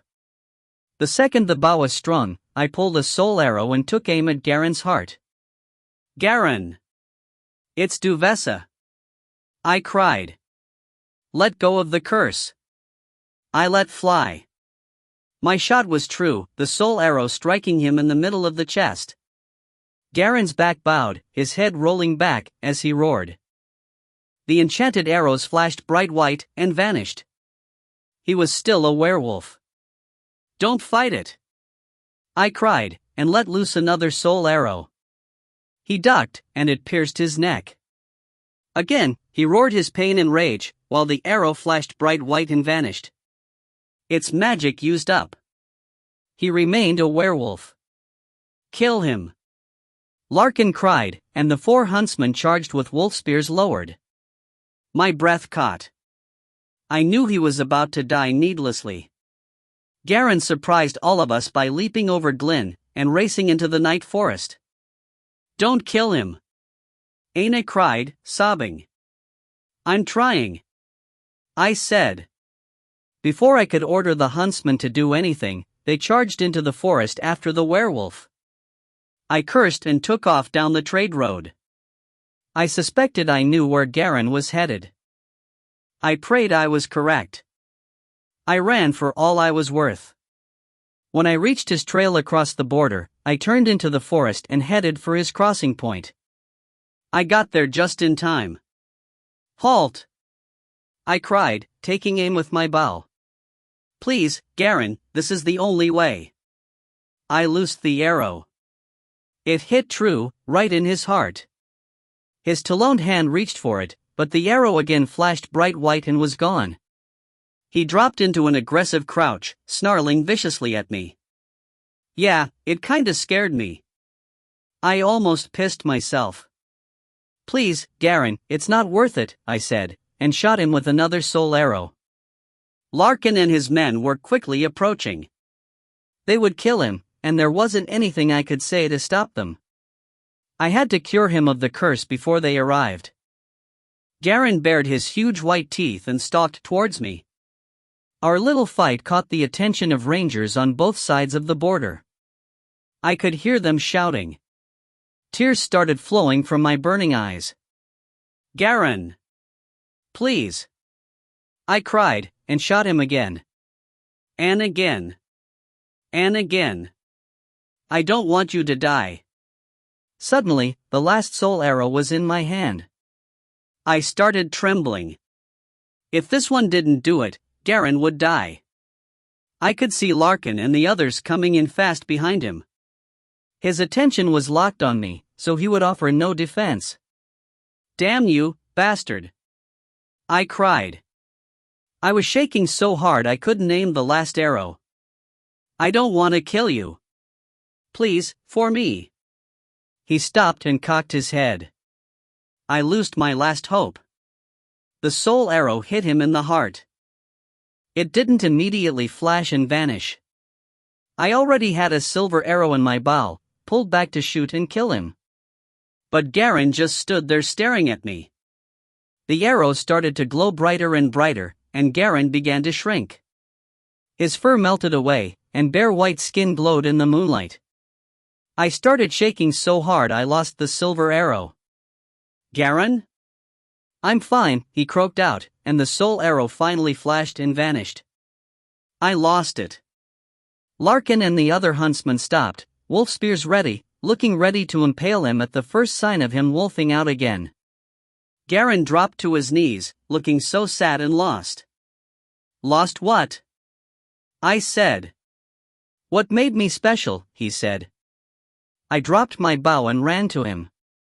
We hugged so tight, as elfin and human rangers ran up to surround us. We knelt in the night forest, holding each other and crying. We have to take him, Devesa, one of the elfin rangers said. He'll have to be punished for his crimes.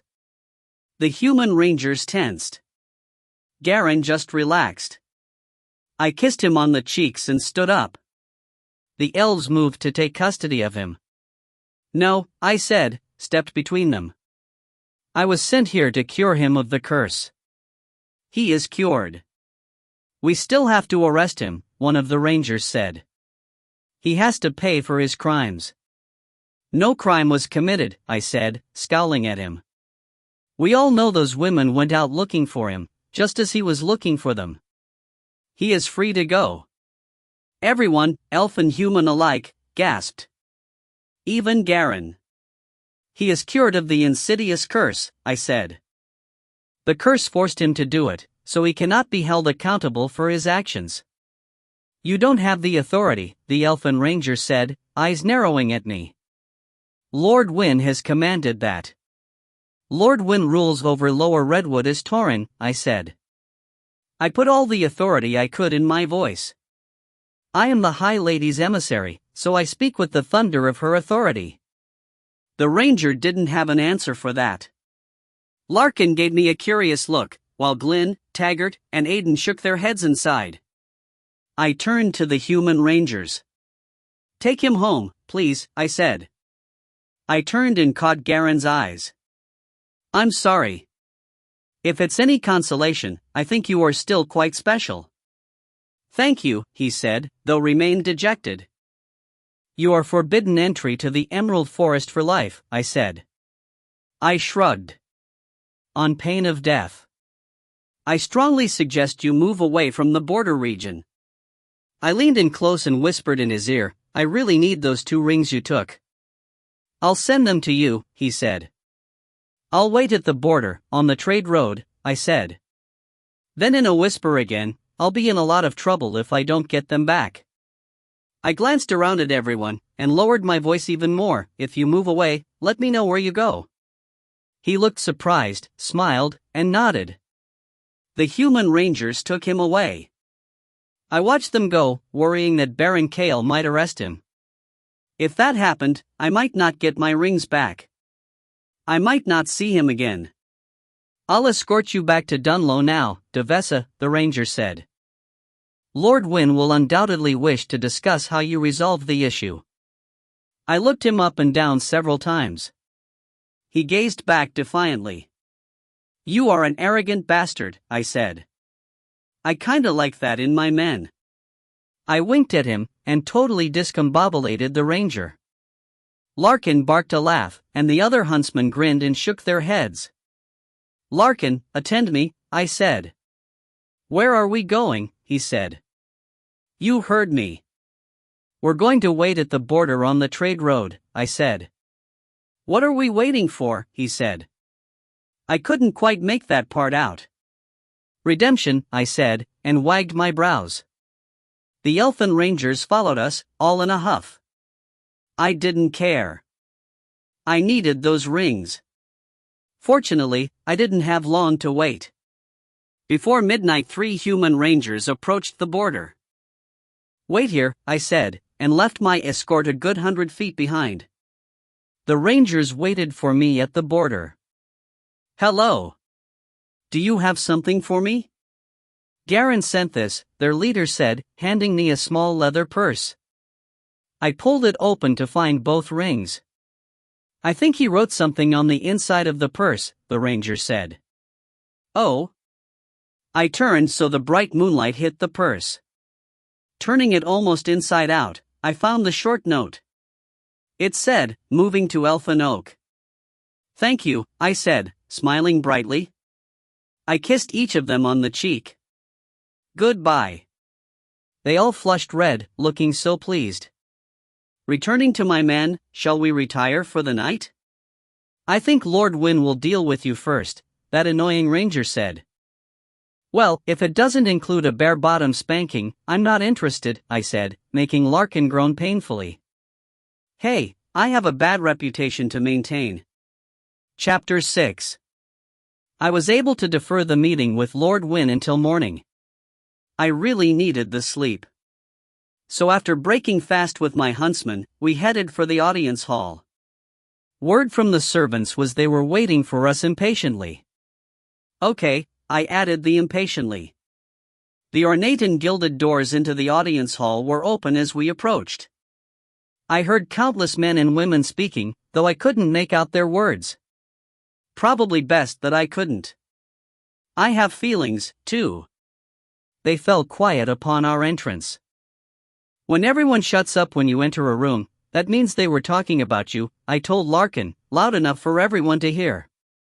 I heard a few giggles. "Good morning, my lord and lady." Hagen rushed up, looking put out. "My lord and lady, the High Lady's emissary, Devessa of the High Oak, heir apparent of the—" "Thank you, Hagen, everyone knows who I am," I said, cutting him off. I gave him a pat on the butt, making his eyes widen delightfully. "You're my favorite." He moved away, looking confused. I grinned and wagged my brows at the lord and lady of the Tuath. They sat in their fancy chairs, looking regal despite the fact Lord Wynn scowled at me, while Lady Aisling frowned. They were such a beautiful couple. I can't say it enough, Lord Wynn was a gorgeous man. I'd jump his bones if he wasn't married. Well, there was the fact he seduced my mother when she was my age. It was quite a scandal, I am told. Might be awkward for us to do it, but still a girl can fantasize. Maybe my thoughts were a little too obvious, since Lady Aisling sat up straighter in her chair, her gaze intensifying on me. I felt my face heat up, and then paused to compose myself. "We are pleased you deigned to speak with us," Lord Wynn said. "Please forgive me, my lord," I said, bowing a little lower than protocol demanded. "I hunted all night, then spent the day in pursuit of the werewolf in Riverdale, before we finished the mission late last night." I signed wearily. I was exhausted, and probably couldn't have given the report adequately. I smiled and wagged my brows, "But I'm feeling good today." "I am so happy for you," he said. "So you let him go." The room tensed up. I pretended to not notice the hostility. "On the contrary, our beloved High Lady gave me the task of stopping the werewolf's forays into the Emerald Forest," I said.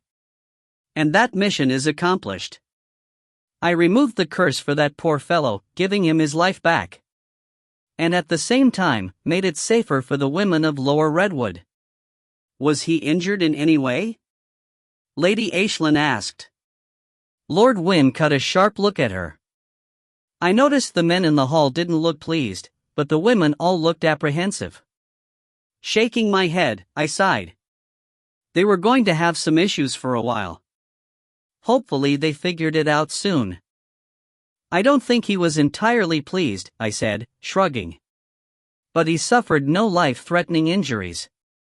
"What will become of him?" a woman called from the audience. "He committed no crimes in the Kingdom of Alban, so I doubt he will to prosecuted," I said. "But he was a member of the Baron of Kate's household, so I suspect Baron Kale will release him from service, and then banish him from the barony." That seemed to give the assembled women some comfort. So he gets away with it? Lord Wynne said.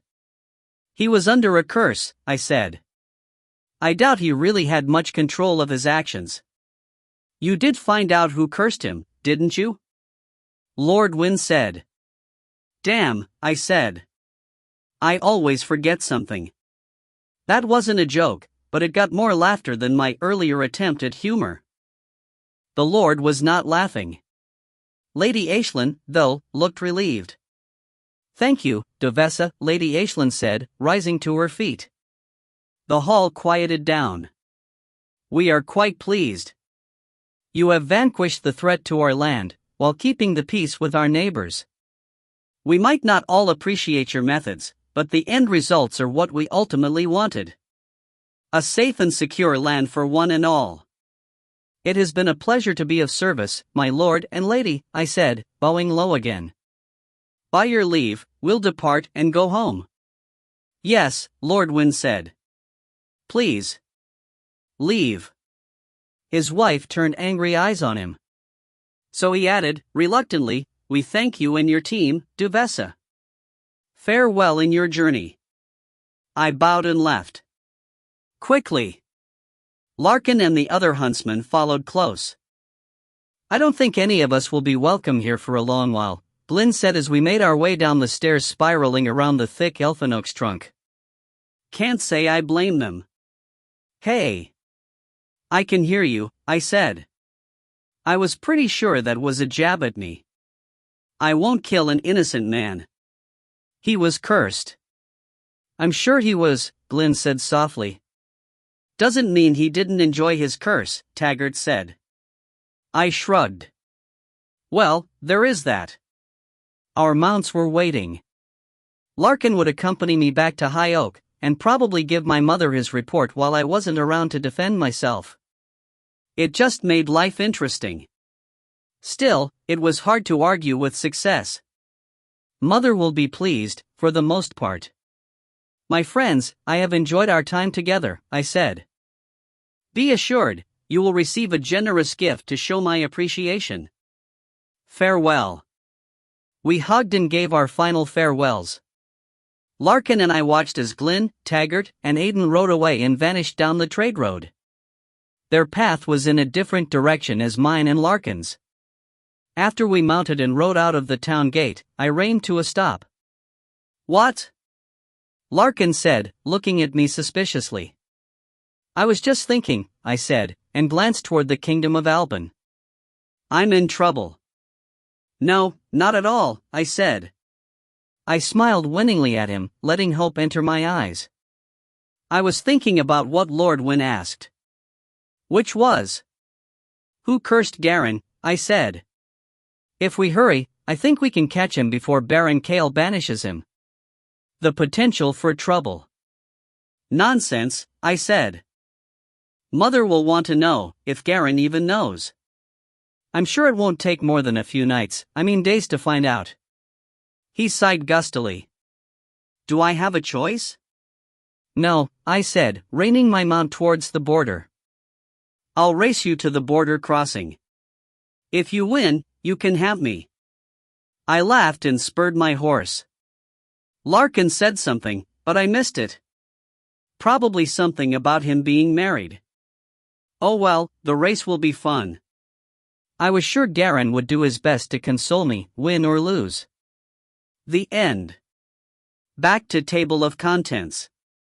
Please consider leaving a review on the site where you purchased this story, or comment directly to him via email. You can contact Warren at war_Thomas@outlook.com. Check out these other books by Warren Thomas.